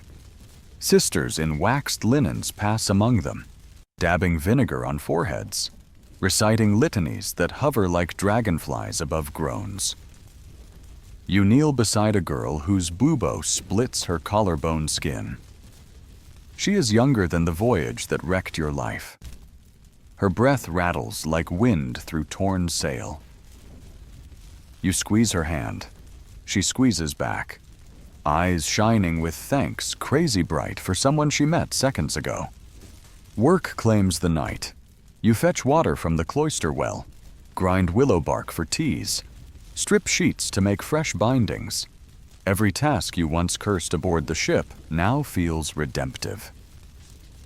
When exhaustion buckles your knees, a brother hands you a cup of thin ale and a crust of barley bread. Its warmth anchors you in your body, reminds you hunger can still be sated when something other than dread. Outside, bells toll matins. Dawn's first smear of gray leaks through lancet windows, revealing new patients queued in the courtyard. Pilgrims clutching rosaries, shepherds carrying infants, a merchant whose velvet sleeves hide tremors. News of safe harbor, however conditional, travels faster than fleas. The surgeon, pale but luminous with purpose, demonstrates lancing techniques for the monks. Heat the blade till iron blushes. Cut just enough. Cleanse with vinegar. Pack with garlic-soaked lint. Results are mixed. Some swellings ease, others darken, but the procedure replaces paralysis with action. You sense morale rise like a tide. Even failure seems less cruel when measured rather than feared. By noon, the librarian appears, bearing fresh copies of the notes, ink barely dry, edges dusted with sand to set script. Couriers in leather jerkins await at the gate. Before they depart, you tuck a sliver of honeycomb into each satchel sugar for stamina, sweetness for luck, and watch hooves thunder toward distant towns still ignorant of the cost of delay. That evening, the Abbey's refectory offers lentil stew thick with herbs. You eat beside novices barely older than apprentices on your burned ship. One asks what the sea looks like at night. You start to answer moon paths on black water, sails lit by lightning, but words catch in your throat when images of rats and shrouds intrude. Instead, you say the sea is wide enough to carry both hope and plague, and the difference often hides beneath a single plank. The novice nods, not fully understanding, yet grateful for any story that can be tucked under a pillow and dreamed over later. Sleep finds you in a cell no bigger than a coffin, but sweeter than any bunk you've ever known. Walls of rough stone holding back wind. Straw mattress smelling faintly of lavender. A beeswax candle guttering in a niche. You dream of orchards again. But this time, the fruit isn't bruised. Pears gleam untouched. And when you bite, no worms spill out. No aftertaste of tar. Morning birdsong wakes you, the first music not tied to a ship's bell in weeks, and for a moment you forget the swollen glands, the coughs muffled behind wooden screens. Then the bell for lauds rings, and duty floods back, stern and necessary. Days spool into a rhythm. Gather herbs at dawn, chop firewood by terce, distill vinegar at sext. Recite psalms while stirring lime wash to coat infirmary walls. You become fluent in the Abbey's choreography, a dance where every footstep seeks to outpace contagion. Occasionally, a pallet lies empty by sunset. Some recover. Some are carried to cemetery soil, scented with rosemary and juniper. Each burial feels like sealing a blast furnace of sorrow, but each recovery plants a seed. The girl with the collarbone lesion survives. Her laugh returns in shy bursts, as if testing whether joy could share air with tragedy. When she walks the cloister unaided, even the stoic porter weeps. One afternoon, the courier from the burnt village returns, arm in sling but spirit bright. He brings a scroll. A nearby port, hearing of the Abbey's methods, has lifted its quarantine cordon and seeks guidance. Grain ships wait in their roads, crews half mad with thirst. A tide of chance and risk laps at their breakwater. The abbot calls you, the surgeon, and the librarian to counsel. Maps unfurl coastal routes, river fords, abbey outposts. It is decided a small team will sail upriver with copies of the notes, casks of vinegar, and enough garlic to perfume a cathedral. You volunteer before your mind can tally the dangers. The sea burned, yes, but rivers still run, and boats can be smaller than fear. At sunset, you visit the garden. Kneeling beside seedlings the monks started from seeds salvaged out of ship provisions, onion tops, stray lentils, even a pear pit you carried since childhood memory first resurfaced. Soil covers them now, dark and cool. Your hands press the earth, feeling it breathe against calloused palms. You promise the seedlings you will return, that you will bring stories of other gardens coaxed to life in plague's shadow. The wind answers with a cedar-scented hush, neither oath nor denial, just a reminder that vows are seeds too, and the world decides which sprout. Departure dawn arrives wrapped in mist. You shoulder a satchel stuffed with parchment, honey, and a single sprig of rosemary for courage. The river skiff waits, oars glistening with dew, prow pointing toward a horizon ribboned gold. The surgeon clasps your forearm, his fever long gone, though his eyes still carry nights without sleep, and thanks you for not letting the ledger drown in silence. You smile, step aboard, and feel the hull settle under your weight. A familiar sway, devoid of cannon wheeze or rat squeal. Water whispers against planks, a softer language than the ocean's roar, and you answer by dipping an oar, carving a clean crescent into the current. As the abbey's bell fades behind reeds, you realize you are sailing again not from doom, but toward a chance that ink and will can steer history another way. You guide the skiff into the river's slow pulse, oars dipping like polished spoons into pewter water. Dawn unspools behind you, turning the bell tower of the abbey into a charcoal silhouette, while ahead the valley wakens in layers of mist and meadow. The surgeon sits astern, cradling the satchel of notes as if it were a newborn, his fingers drumming a nervous tattoo on the leather. Beside the mast lies a small barrel of vinegar, sloshing with every shift in current, and 2 sacks of garlic, whose sharp scent rides the air like an invisible banner of intent. Each pull on the oars feels steadier than any stroke you took at sea. The river answers with cooperative murmurs instead of the ocean's bruising roar. And the gentle resistance through the blades reminds you that effort can move bodies without breaking them. Morning stretches into a corridor of alder and hazel. Kingfishers flash turquoise over the surface, and once a stag peers through reeds, antlers draped in cobwebbed dew. The sight squeezes your chest proof that plague has not yet broken every covenant with beauty. By midday, you reach a ferry crossing deserted but for a hand-painted sign nailed to the toll house. No passage illness downstream. The rope pulley ferry drifts idle, deck dusted with leaves. You beach the skiff, step onto the jetty, and call out in both Latin and the local tongue, voice echoing against shuttered windows. Nobody answers, though somewhere a dog barks, then falls silent. The surgeon insists you leave copies of the notes in a pottery jar filled with vinegar and sealed with beeswax. You slide it beneath the toll house door, add a packet of garlic, and scratch a warning into the lintel. Knowledge here use wisely. As you push off, you glimpse a curtain twitch. Whether gratitude or dread watches from within, you can't tell. But the act of leaving tools instead of taking feels like rowing one length further away from the ship you burned.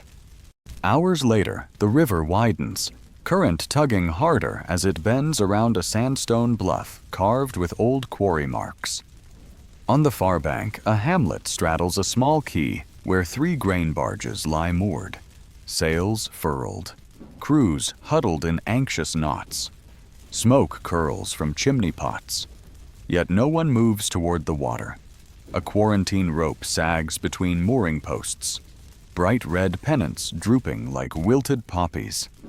You ease the skiff alongside at a respectful distance. A man wrapped in a woolen cloak steps forward, face half hidden by a kerchief, spear tip glinting in one hand. He demands your business. You state the mission remedies, instructions, proof that survival is possible. The surgeon lifts the ledger high like a gospel. Murmurs ripple through the onlookers, fear wrestling with hope until a woman in apron and smith's gloves gestures you closer, but not across the rope. She takes the bundle of notes and a flask of vinegar using blacksmith tongs, sets them on a stone slab, then sprinkles ashes in a circle as if containing witch fire. Ritual or prudence, it secures a fragile bridge of trust. Before leaving, you trade a twist of honeycomb for 2 loaves of barley bread flung over the rope. The bread lands warm in your palms, living proof that tension can feed, not only starve. As dusk filters gold through willow branches, you beach in a small cove ringed by nettles and pitch camp. The surgeon rereads the scribbled charts by firelight, lips moving in silent rehearsals of warnings he will share at the port. You find solace mending a frayed bit of rigging, knotting fibers as stars ignite overhead. Sleep arrives in fits, scented by damp earth and garlic. And each dream knots sea memories with river promise. Burning masts morph into candlelit cloisters. Plague sores fade beneath green leaf shadows. On the 3rd day, the river carries you into lowlands where levees stitch farmland to sky. Windmills mark the horizon, blades frozen for lack of grain to grind. A crucifix stands riverside, draped in rosemary. A handwritten placard nailed beneath saints preserve the threshers. Nearby, 2 boys stand watch over bagged wheat stacked on a flatboat. They raise slings in alarm until you offer vinegar and instruction instead of demands. Their mother appears, cheeks hollow but eyes bright, and listens while the surgeon teaches how to boil tools, burn bedding, and use garlic poultices. She accepts the words like seeds. Tucking them into memory soil, she prays still fertile. In exchange, she ladles out pumpkin stew, not much, but steaming, and the taste of gourd and pepper slides down your throat like autumn itself. That evening, storm clouds muscle in from the west, bruising the sky. Thunder growls as you lash tarred cloth over cargo and dig a drainage trench around the fire pit. Rain hits, first tentative, then with hammering certainty, each drop striking the river like iron on an anvil. You and the surgeon huddle under the makeshift awning, counting seconds between lightning and roar to gauge distance. When the gap shrinks to a single heartbeat, blue fire forks into a riverside poplar, exploding bark in a flash of resin scent and ozone. For one unhinged moment, you expect to see rats scurrying from the blast, relics of the ship's nightmare, but only steam rises, the past held at bay by water and will. The storm recedes before dawn, leaving the river swollen and swift. You ride the current, steering with caution past drowned branches that swirl like serpents just beneath the surface. Mid-morning, towers appear on the horizon. Your destination port, ringed by wooden palisades, banners snapping dull and colorless in damp wind. Approaching by water reveals the town's choke points, a chain stretched across the entry channel. Watch posts on pilings, archers under canvas roofs. You halt at the chain, raise your empty palms. The surgeon stands beside you, ledger pressed to his chest like a shield. Voices from the battlements challenge. You answer with the story you've lived too long to forget: flames at sea, burned hull, Abbey refuge, the curative regimen that might trample plague faster than hooves. Negotiations pulse across the water in shouted fragments, fear and reason volleying like stones skipping. At last, a skiff pushes out from the gate, rowed by masked sentries. They tow your craft inside a narrow quarantine dock encircled by knee-high palings. You step onto a platform scrubbed white with lime, the pungency burning nostrils. Officials in wax-treated jerkins question. Record. Douse belongings in vinegar. When they find the garlic sacks, A few laugh behind cloth masks, relief tinged with superstition's uneasy grin. The surgeon presents the notes. A clerk snatches them with tongs and disappears into a tower where scribes await. You are assigned a quarantine hut on stilts above marsh reeds, provided broth, thin beer, and buckets of lye water for washing. Sunset paints the moat a copper mirror as you sit on the hut steps, watching flocks of starlings wheel like black ash against scarlet clouds. Across the platform, other arrivals pace within their pens' barge hands. Pilgrims, an old woman cradling a bundle that could be relics or bread. Each meets your gaze with the same silent plea, let tomorrow differ from today. During the night, cries erupt from the main square, panic or celebration, hard to tell through plank walls. You peer out a shutter to see torchlight blooming as messengers sprint from gate to gate. The ledger, you realize, must be spreading faster than any rat ever did, carried by ink and hope instead of claw and tooth. The surgeon lies on his pallet, eyes closed, lips shaping the Abbey prayers. You sense his pulse steady even in sleep. You turn back to the slit of sky visible between rooftops, where Orion strides west toward unseen seas, and feel the river's gentle tug echoing in your blood. Somewhere beyond those walls, sacks of grain may move again, mills may grind, bells may ring for reasons other than warning. You let that possibility anchor you, a quiet, stubborn weight stronger than chains, and close your eyes as dawn's first thread of light needles the horizon, stitching tomorrow to today with barely visible silk. The hut creaks through the small hours like timbers at sea, and you drift in and out of half-dreams where the moon hangs above a burning mast. At first light, a novice scribe knocks with a ladle of barley broth and a bundle of fresh linens. He tells you the city fathers have convened an emergency council. Your ledger now copies itself in every guild hall like a restless candle flame. The news tastes sweeter than the broth, yet your hands won't stop shaking. You still hear phantom waves under the floorboards, and twice you startle at the brush of straw on your ankle. Convinced it is a rat's tail, come back to finish its work. You breathe through clenched teeth until the walls solidify again, reminding yourself that fear, like smoke, thins with air and time. 3 days pass in this suspended pocket of lime-scrubbed air. Officials visit at arm's length to quiz you on dosages and burial pits, writing notes on wax tablets they later erase, as if hope itself needs rewriting every few hours. Each evening, you stand at the narrow window and watch wagons of vinegar, lime, and fresh water roll from the docks toward neighborhoods that had barricaded their doors only a week earlier. Church bells ring not for funerals, but for curfew shifts. The difference is slight, but detectable, like a subtle key change in a melody you thought you knew by heart. Still, the river's hush keeps resonating in your skull, and sometimes your vision swims tiles scrolling underfoot, as if the city were a deck pitching in heavy swell. On the fourth dawn, the healer who oversees quarantine unlocks your gate. His mask hangs loose, revealing crow's-footed eyes that dare a cautious smile. No lesions, no fever. Bowels sound.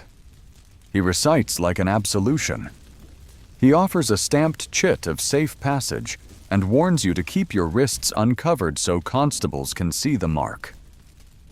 You step onto the main wharf, blinking against sunlight that feels indecently warm after lime fumes and shuttered air. People edge aside, some crossing themselves, others whispering gratitude. Children wave sprigs of rosemary like parade banners. Their eagerness lands like a weight on your shoulders. You are no saint, just one more carrier of knowledge. Yes, but of memories that gnaw like hidden vermin. They billet you in a loft above the Chandler's Guild, where the smell of beeswax drifts through rough-hewn planks. At night, you lie awake mapping roof beams, trying to trace outlines that don't resemble ship's ribs. When sleep finally claims you, it draws you into corridors of flickering torchlight where familiar faces emerge, the carpenter smiling at a lamb, the deckhand who coughed pink foam, even the cat crouched behind a coil of rope. They speak without mouths, accusing you of surviving where they did not. You wake slick with sweat, heartbeat hammering like loose rigging in a gale. The instinct is to flee onto open water, but there is only cobblestone beneath your feet, and the low hum of a city relearning how to live. Day work becomes anchor and antidote. You join a civic crew whitewashing plague houses, scouring walls with lime until your forearms sting and your lungs burn with chalk dust. Beside you, coopers wedge copper rings onto new water barrels, while a midwife rubs garlic paste across door latches. Every task echoes the ledger's recommendations, and each completed doorway feels like wedging one more plank into a lifeboat. Yet the faster hope spreads, the louder your inner tide surges. One afternoon, a barrel bounces from a cart, the hollow thud mimicking a corpse hitting deck. You drop your brush, retching, as passers-by gape. Later, you apologize, but the foreman just nods. He, some too, lost a brother on a fever ship last spring. Trauma, it seems, has become a shared dialect. At week's end, the Merchant Council hosts a dusk gathering at the river steps. Brass lanterns reflect on water like molten coins, while guitarists pluck cautious chords. You stand apart, arms folded, listening to citizens toast the arrival of grain barges escorted safely upstream. A boy hands you a pewter cup of watered wine. You raise it mechanically but cannot swallow. The ripples beyond the chain fence glimmer with wild guesses, each shimmer a rat, each shadow a floating shroud. When fireworks bloom overhead, their crack snaps something inside you, and you flinch so hard the wine sloshes onto your boots. A soft voice at your elbow says, "The body remembers louder than the mind." It is the healer, holding 2 sprigs of lavender. He presses one into your palm, instructing you to crush and breathe each time memory threatens mutiny. His counsel works slowly. Mornings you inhale lavender before venturing into alleys where vinegar steams in cauldrons. Evenings you write fragments in the margin of a borrowed ledger, the name of every sailor lost, the color of each sunrise since landfall, the taste of pumpkin stew under willow shade. Recording them pins the past to paper instead of bone. Soon the healer invites you to teach apprentices how to monitor fevers without succumbing to dread. Standing before that circle of eager faces, you demonstrate pulse counting and wound cleaning, your hands steady, surprisingly sure, as if the marrow itself understands that retelling is a kind of repair. Summer presses on like a slow tide, and the city's fear recedes inch by inch. Markets reopen, bakeries vent cinnamon steam, clothiers dye silk once reserved for funerals into shades meant for weddings postponed by grief. You walk the riverside daily, noting how water, no longer choked by storm debris, mirrors sky so clean it hurts the eyes. Yet vigilance never sleeps. At every splash you still envision rats sculling ashore, and each ache in your joints whispers of buboes reborn. But the whispers soften when you pass the infirmary and hear the once near-silent ward buzzing with new laughter patients reading aloud the very notes you carried across half a kingdom. On the longest day of the year, the Abbey courier arrives, robes dust-bleached, face cracked by sun but grinning. He brings word seedlings from your ship provisions have sprouted in cloister beds, and the young girl whose throat you once lanced now helps harvest herbs. The message ends with a single sentence in a novice's careful script. Life insists. You fold the parchment, press it to your chest, and feel something release neither grief nor joy alone, but a weft woven of both. That night you climb the watchtower overlooking the river mouth. Far below, barges slip through moonlit channels, their sails ghost pale, crews chanting work songs that drift upward like incense. You close your eyes, breathe lavender and river damp, and let the rhythm settle into your pulse. The fear is still there. Perhaps it always will be, but it rides beside purpose now, no longer gripping the tiller. Somewhere inland, fields will need hands once harvest season dawns. Somewhere along the coast, another abbey waits for copies of the ledger. You will go carrying garlic, vinegar, and the memory of a ship consumed by its own infection, so that no future hull need burn for the same sins. Below, the tide turns, drawing seawater into the river's heart. You rest your elbows on the parapet stones, warmed by day's heat, and finally drink in the silence without flinching. In the stillness, one truth settles sure and steady: survival isn't the opposite of plague. It's the story told afterward, line by stubborn line, until fear no longer edits the ending. You descend the watchtower just before dawn, boots clicking on stone that still holds yesterday's warmth. The river glints below, carrying moon shards east like scraps of shattered armor. Today, a wagon train rolls for the upland valley's fields spared by plague, yet starving for grain and guidance. You volunteer on the spot. Paper copies, vinegar jars, seed packets, and a coil of rope, once part of a burnt mast, are stowed beneath an awning that smells faintly of tar and lavender. 4 companions ride with you: a baker who lost a brother to fever, 2 apprentices eager to build lime kilns, and an elderly nun whose laugh resembles rain on roof tiles. Horses snort, gates creak, and city walls recede behind hedges bursting with midsummer roses. You keep sleeves rolled so every checkpoint can read the stamped circle, proving you're clear. Some guards salute, others look as if courage were a coin they haven't decided to spend. Roadside hamlets blur together timber frames, thatch, wary faces.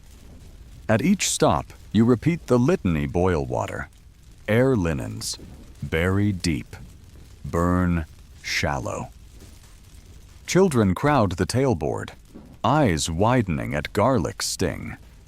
You hand out cloth sachets of thyme, saying plague hates fragrance almost as much as ignorance. Parents trade cheese and cider for your counsel. You drink more than you eat. Liquid keeps the voice from cracking. On the 5th evening, the plateau appears, ringed by orchards, pears, quince, cherries shining like garnets. A steward welcomes you into a manor turned granary. 3 field hands show signs: night sweats, swollen nodes. You heat the blade. Lance beneath a window open to clean air. Flush with vinegar. Pack with garlic. 2 men recover within days. The 3rd, Thomas, worsens and dies at moon's wane. You bury him among pear roots, sprinkling lime and a prayer, watching the soil take him the way waves once swallowed canvas. Work settles into rhythm. Each dawn, you check fevers, sharpen knives, log numbers. When hours loosen, you wander orchard rows. At the far edge stands a pear sapling no taller than your chest, the pit you carried ashore, now rooted in soil laced with ship's ashes. Its leaves tremble at every breeze, applauding sunrise. You water it carefully, pour tea dregs around its stem, and whisper names of those lost so memory can photosynthesize into fruit. Summer swells. Under your direction, trenches line cesspits. Wells gain wooden caps. Smokehouses vent properly. Grain stores receive mint and rosemary dust. You teach the baker to pierce dough so steam escapes, insisting even bread can sweat contagion. Nights find villagers in the barn loft listening to sea tales recut for warning rather than horror. The baker's hands no longer tremble when he kneads. The apprentices quote your ledger like scripture. One afternoon, a courier thunders in, cloak mud-caked, bearing a royal seal. Copies of the notes have reached the court. A decree forms a traveling healer course. Stipends promised. Quarters guaranteed. Your companions debate joining. You weigh duty against the sapling's fragile trunk. Night answers by dropping pears from older trees, thuds soft as muted drums. You gather one, slice it, taste sun, and storm mingled. The decision ripens inside you. Pre-dawn, you visit the sapling, moonlight bathing its slender spine. You tie a written recipe for ash and garlic compost around a branch with thread, spun from sail fiber, shipwreck turned life raft, promising to return when its crown can hold lanterns. You step back, memorizing the silhouette. Departure. Morning smells of dew and horse sweat. The Healer Corps wagon rattles east toward villages marked on maps by smudges resembling rat prints less than stepping stones. Fear shadows at noon always present. Seldom visible, but the lavender sprig tucked in your journal releases calm with every jolt. Clouds gather. Rain drums away dust. You lift your face, letting droplets blur scars and memories. Someone jokes vinegar stretches farther when diluted by heaven's water. Laughter spills like clean river currents. And you laugh too, surprised by the sturdiness of the sound. Night finds the caravan camped near an abandoned chapel whose bell still hangs. You climb the ladder, set the clapper swinging. A pure tone rolls across fields, startling swallows into twilight flight. In that resonance, you sense a larger cartography hamlets unseen, babies unborn, histories unwritten. You understand survival's next verse is not merely living to tuning the world to a safer key. Campfires quilt the hillside, stories ripple orchards spared, cities reopening, abbeys shaping herb beds like ships to honor those lost at sea. You add your stanza, careful to keep memories sharp but not poisoned. When embers settle, you wrap yourself in a cloak dyed gold with onion skins, lavender pressed to your pulse, star maps overhead unmarred by smoke. Sleep ushers a dream, the pear tree grown tall, branches heavy, children laughing beneath. You hand each a slice, urging them to plant seeds far and wide. Juice runs down their chins like liquid dawn. They promise and vanish, replaced by rustling leaves that sing of persistence. Morning glows rose on canvas roofs. You check vinegar stores, tighten leather straps, and step onto the rutted track. The nun taps your shoulder, offering a crust spread with honey. You bite, tasting sunlight concentrated. Ahead, fields shimmer, not with fever, but with harvest waiting for hands. You raise your eyes, feel the pulse of hooves beneath planks, and lean into the motion. By noon, the caravan tops a ridge. Below, a river curls like silver ribbon through quilted pasture, leading to another town where hearth smoke rises warm, not acrid. The apprentices cheer. The baker wipes tears he blames on wind. You touch the lavender, breathe, and choose to believe him. Dust plumes, then settles. At the road's fork, A wooden sign points east and west destinations inked in someone else's bold hand. The crossroads waits like a question. Two rutted arms stretching toward horizons the map names, but your bones do not yet know. A breeze stirs the weather-beaten sign east to the shire of Green Hollow, west to the market town of Ashford. Hoofbeats clatter behind as the other wagons approach, canvas tops glowing pale gold in early light. The nun tilts her head, listening to the hush between gusts, then murmurs that Green Hollow's harvest will rot first if no one teaches fumigation. The baker glances west, remembering family rumors of new fevers near Ashford's docks. You weigh both directions and feel the sapling's promise in your chest to carry roots where rot threatens most. East it is. The caravan splits with quiet ceremony. Handshakes leave knuckles scented of garlic and soap, and promises cross in the dust like invisible threads, messages by courier, bells at dusk, the code of 3 torch signals if danger erupts. Your smaller column 2 wagons now rolls into a corridor of elm and lark song. Sunlight drips through leaves, dappling the road in coins of shifting gold. You tuck the lavender sprig inside your collar and focus on the rhythm of creaking axles, a heartbeat large enough to hold many hearts at once. By midday, cornfields stride up either side, tassels waving like banners. Yet the silence beneath the rustle feels wrong. No women bend to weed. No children chase crickets. A crow picks at something near a stile.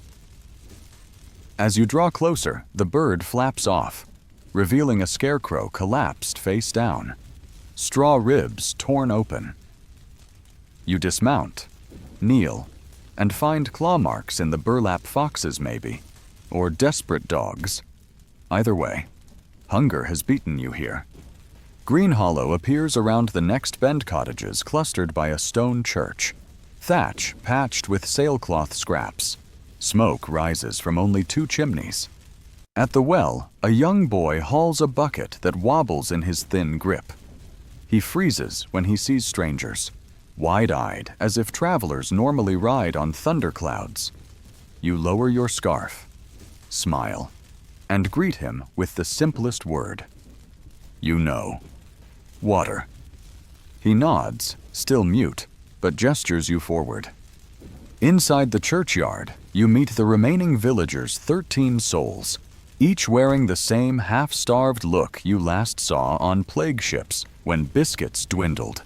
Their reeve, a stoop-backed woman named Mora, explains between raspy breaths no plague yet. Thank all saints. But rumors of sickness upriver scared merchants away. Grain prices tripled. The miller fled. Hunger arrived wearing the mask of prudence. The fields beyond town grow thick, but no one strong enough remains to reap them. And the healthy fear the world more than the weeds. You gather them in the nave, broken pews shoved aside for cots and storage crates. Sunlight spills through a rose window faded to pastel after years of prayer smoke. You spread the ledger's copies across the altar steps, pages weighted with candlesticks. The villagers crowd close, reading diagrams like star maps. You start with fundamentals boil water, dust grain with mint to deter rodents, rotate sleeping pallets to let sunlight scour shadows. The apprentices unpack quicklime and demonstrate how to mix disinfectant wash. The baker, sleeves rolled past scarred forearms, teaches dough handling that wastes no flour. The nun erects a makeshift infirmary behind an oak screen, humming a lullaby older than parchment. Through it all, you keep one ear on the cadence of coughs so far dry. Not wet, but vigilance clips every thought like a hidden reef. Work becomes a tide mornings in the fields, afternoons repairing granaries, evenings over cauldrons of nettle soup enriched by barley from your wagon. Day by day, shoulders straighten. Children race geese along the lane, laughter ringing like small bells. Still, fear's shadow prowls the perimeter. Each dusk, you and the nun walk patrol, lanterns casting twin halos on cottage doors where rosemary hangs. You pause often, listening to the quiet for the telltale hiccup of approaching plague, the syncopated cough, the low fever moan. Only crickets answer, until the 8th night. Rain begins as a whisper tapping thatch, then swells into drumming sheets. Lightning flares, revealing a lone rider slumped in the saddle lurching down the lane. You run, boots splashing mud, and catch the horse's reins before it can bolt. The rider is a dock porter from Ashford, lips cracked, face gleaming with sweat even in chill air. His words tangle fever, ships inbound, families fleeing. You feel his forehead hot as August iron. Purple blotches mar his neck. The nun crosses herself. The apprentices exchange a glance that flickers between dread and grim readiness. There is no time to debate. You quarantine the vestry, post lime lines at the threshold, and strip your outer garments for vinegar soak. Through the door, the porter raves of coins that taste like rust and rivers boiling with rats. You heat the knife, lance the first bubo. Pus oozes black-green. The apprentices gag but do not falter. They pass vinegar, wad linens, recite the protocol as if clinging to scripture. Thunder rattles stained glass above, throwing shards of colored light over your hands until they resemble gloves of ruby and sapphire. At dawn, the porter still breathes, shallow but steady. Rain has stopped, leaving the world scrubbed raw. You stagger outside, spine aching, and find Mora waiting. Her eyes hold the question you feared: will the plague follow the rider's heels? You answer with what certainty you can. Not if we build fire breaks of vigilance. She nods, summons villagers to fell an elm for extra coffins just in case. That phrase becomes the town's pulse for the next week. Yen trenches just in case. Smoke clothes just in case. Pray longer just in case. Hope and caution braid like a rope.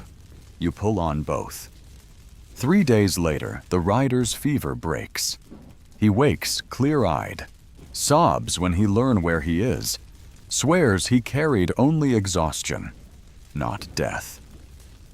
Still, purple stains bloom on 2 new villagers, a miller's wife and a shepherd boy who sat nearest the vestry door. You and the nun ply every remedy: garlic poultices, juniper steam, tincture of willow. One survives. One slips away under a sky bruised purple to match the sores. The funeral feels like stitching old grief onto a new quilt, yet the community doesn't unravel. They plant rosemary on the grave mound, then return to the fields before dew fades. Harvest finally arrives, late but heavy, golden heads bowing as if in gratitude. Scythes sweep in measured arcs, and grain falls like applause. You coordinate threshing floors dusted with mint, store sacks on raised pallets ringed by lime powder. Each precaution echoes lessons burned into your senses long ago. Each bundle stacked feels like plugging another hole in humanity's hull. At the celebration feast, villagers set a place for you beside Mora. They serve pear tarts made from orchard windfalls. The first bite floods your mouth with memories of the sapling. Far behind, roots gripping earth watered by tears and river mist. Before winter's first frost, the reeve leads you to a ridge above the village. From here, fields sprawl amber. Granaries stand whitewashed, and chimney smoke curls like lazy quills writing a calmer chapter. She presses a small pouch into your hand: pear seeds, saved from the feast, meant for wherever you travel next. You close your fingers around them, feeling weightless and anchored all at once. As your wagon rattles south at dawn, a lone silhouette against frost-silver grass, you plant one seed in the roadside muck, tamp it with boot heel, and whisper a sailor's farewell. Rise tall where storms forget to look. Behind you, Green Hollow shrinks to a smudge of chimney smoke and resilient song. Ahead, the road bends, promising neither safety nor doom. Only the next verse of a long ballad written in ink. Sweat, and the stubborn green of things that refuse to die. The road south unspools beneath iron-gray skies, wagon wheels crunching frost that lingers even after the sun shoulders above distant hills. Your breath clouds the air, drifting behind like faint steam from a galley pot. The pouch of pear seeds rides snug inside your coat, a quiet percussion against your ribs with every jolt. Beside you, the nun dozes, rosary threaded through calloused fingers, while the apprentices hum a harvest tune too softly to disturb her sleep. Only the baker stays awake. Reins loose but focused, scanning hedgerows for rabbits bold enough to become supper. Each mile feels both heavier and lighter than the last, heavier with new griefs, lighter with the knowledge that, this time, you carry remedies instead of rumors. By dusk, the wagon rattles through a river valley where ruins of an old Roman bridge arch like vertebrae over black water. An encampment of traders huddles beside broken pylons, braziers popping, mule bells chiming.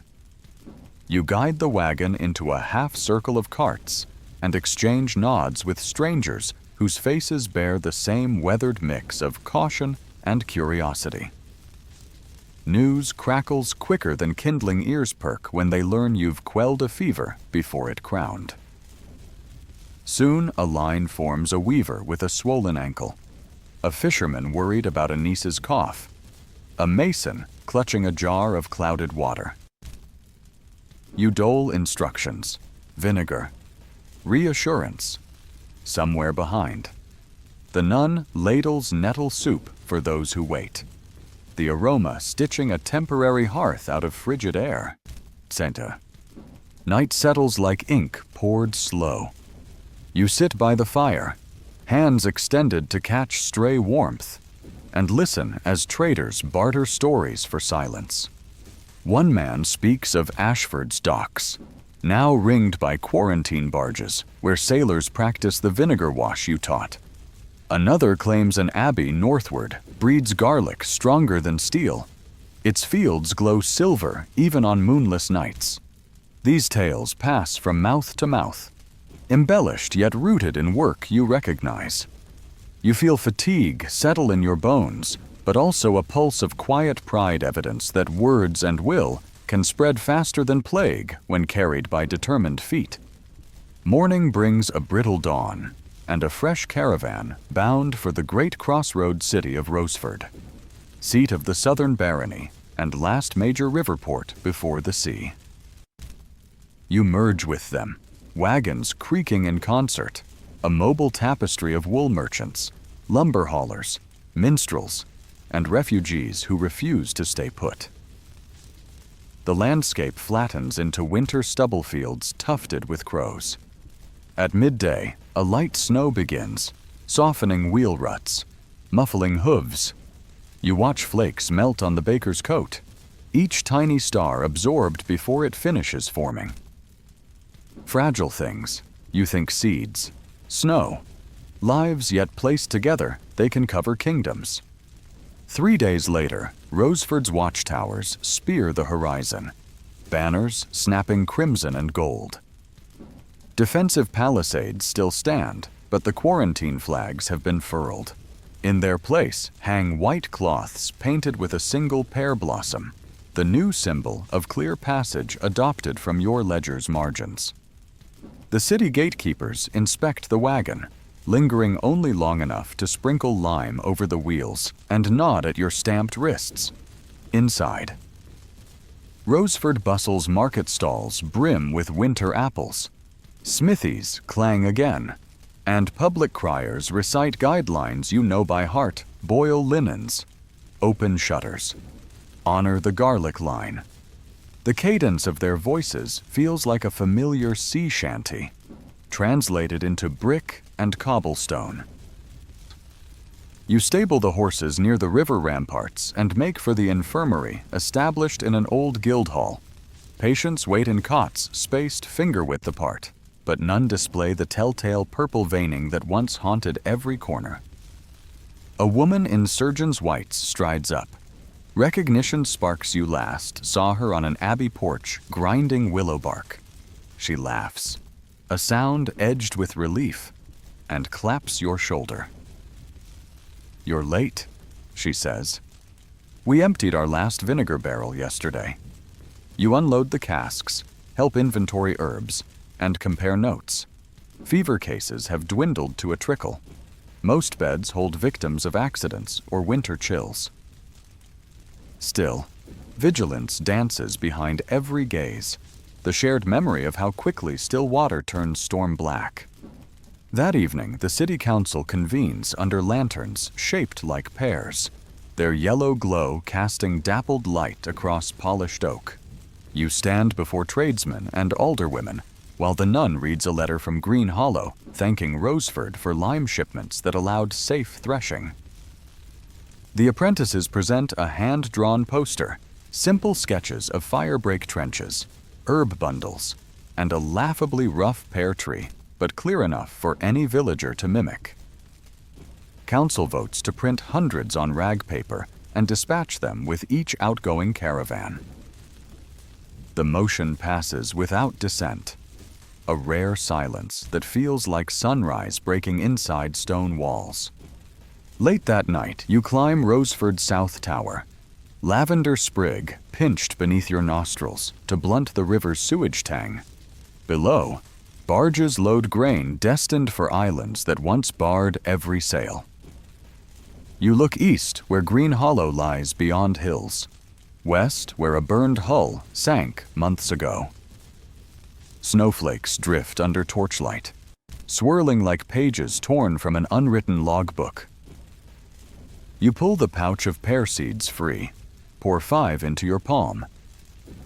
4 are promised, 1 to the Guildhall courtyard, 1 to the abbey's cloister, 2 for the nun's next parish, but the last rests in your hand, warm from body heat, lighter than memory, yet heavy with intent. You descend at dawn and walk the empty market square to a patch of churned soil by the river stairs. Ice glints in puddles, but the ground beneath is soft where fishmongers rinse their stalls. Kneeling, you press the final seed into the muck, cover it with a thumb's worth of earth, and whisper the names of everyone who fed you since the plague ship caught fire. The act feels absurdly small.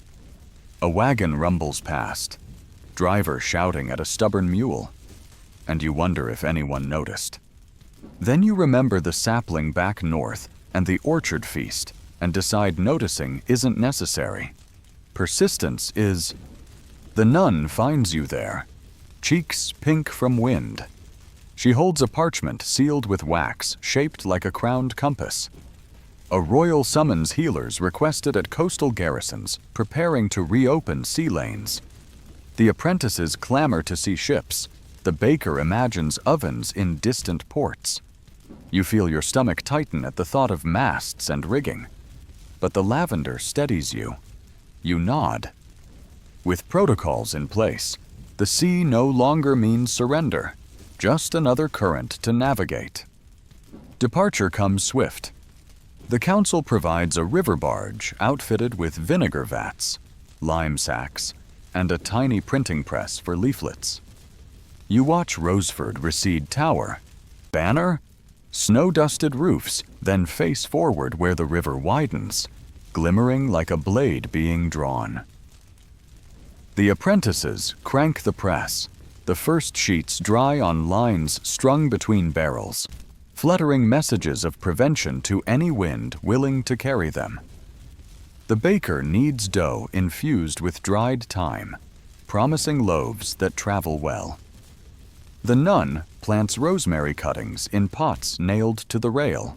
For morale, she says, though you suspect she means for prayer. Night blankets the barge. Stars prick the heavens in constellations sailors claim steer their fates. You lie on your back, coat for pillow, listening to water slap hull. In that rhythm, you no longer hear rats or fever panting. Instead, you catch a quieter sound, the hushed inhale before a tree bud splits in spring. It reminds you that ships burn, villages mourn, even stars die, yet seeds insist. You place the lavender beneath your head and let the river rock you, resolving that wherever this current delivers you, Fortress Key, Abbey Shore, unknown continent, you will keep planting, keep teaching, until the ledger's pages turn into orchards no plague can fell. Far ahead, the sea breathes against the darkness, broad and indifferent as always. This time you breathe back, unafraid, and the barge glides on, carrying a cargo looser than grain, lighter than garlic, but potent enough to redirect tides, a pouch browned by travel. One last pear seed rattling inside, waiting for soil generous enough to let it grow taller than memory, and sweet enough to eclipse the taste of fear. Now the ledger closes, its ink still damp with every heartbeat you carried from plague ship to orchard. If these journeys moved you, oars creaking through fog, garlic smoke curling over thatched eaves, pear seeds pressing promise into cold soil, take a breath and leave your mark below. Tell us which image lingered longest, and where would you plant your own seed of resilience? Your words map coastlines we have yet to reach, guiding future travelers toward safer harbors. Like vinegar in water, one comment can ripple wide. Subscribe, like, share, and keep the story growing with seeds you choose to plant.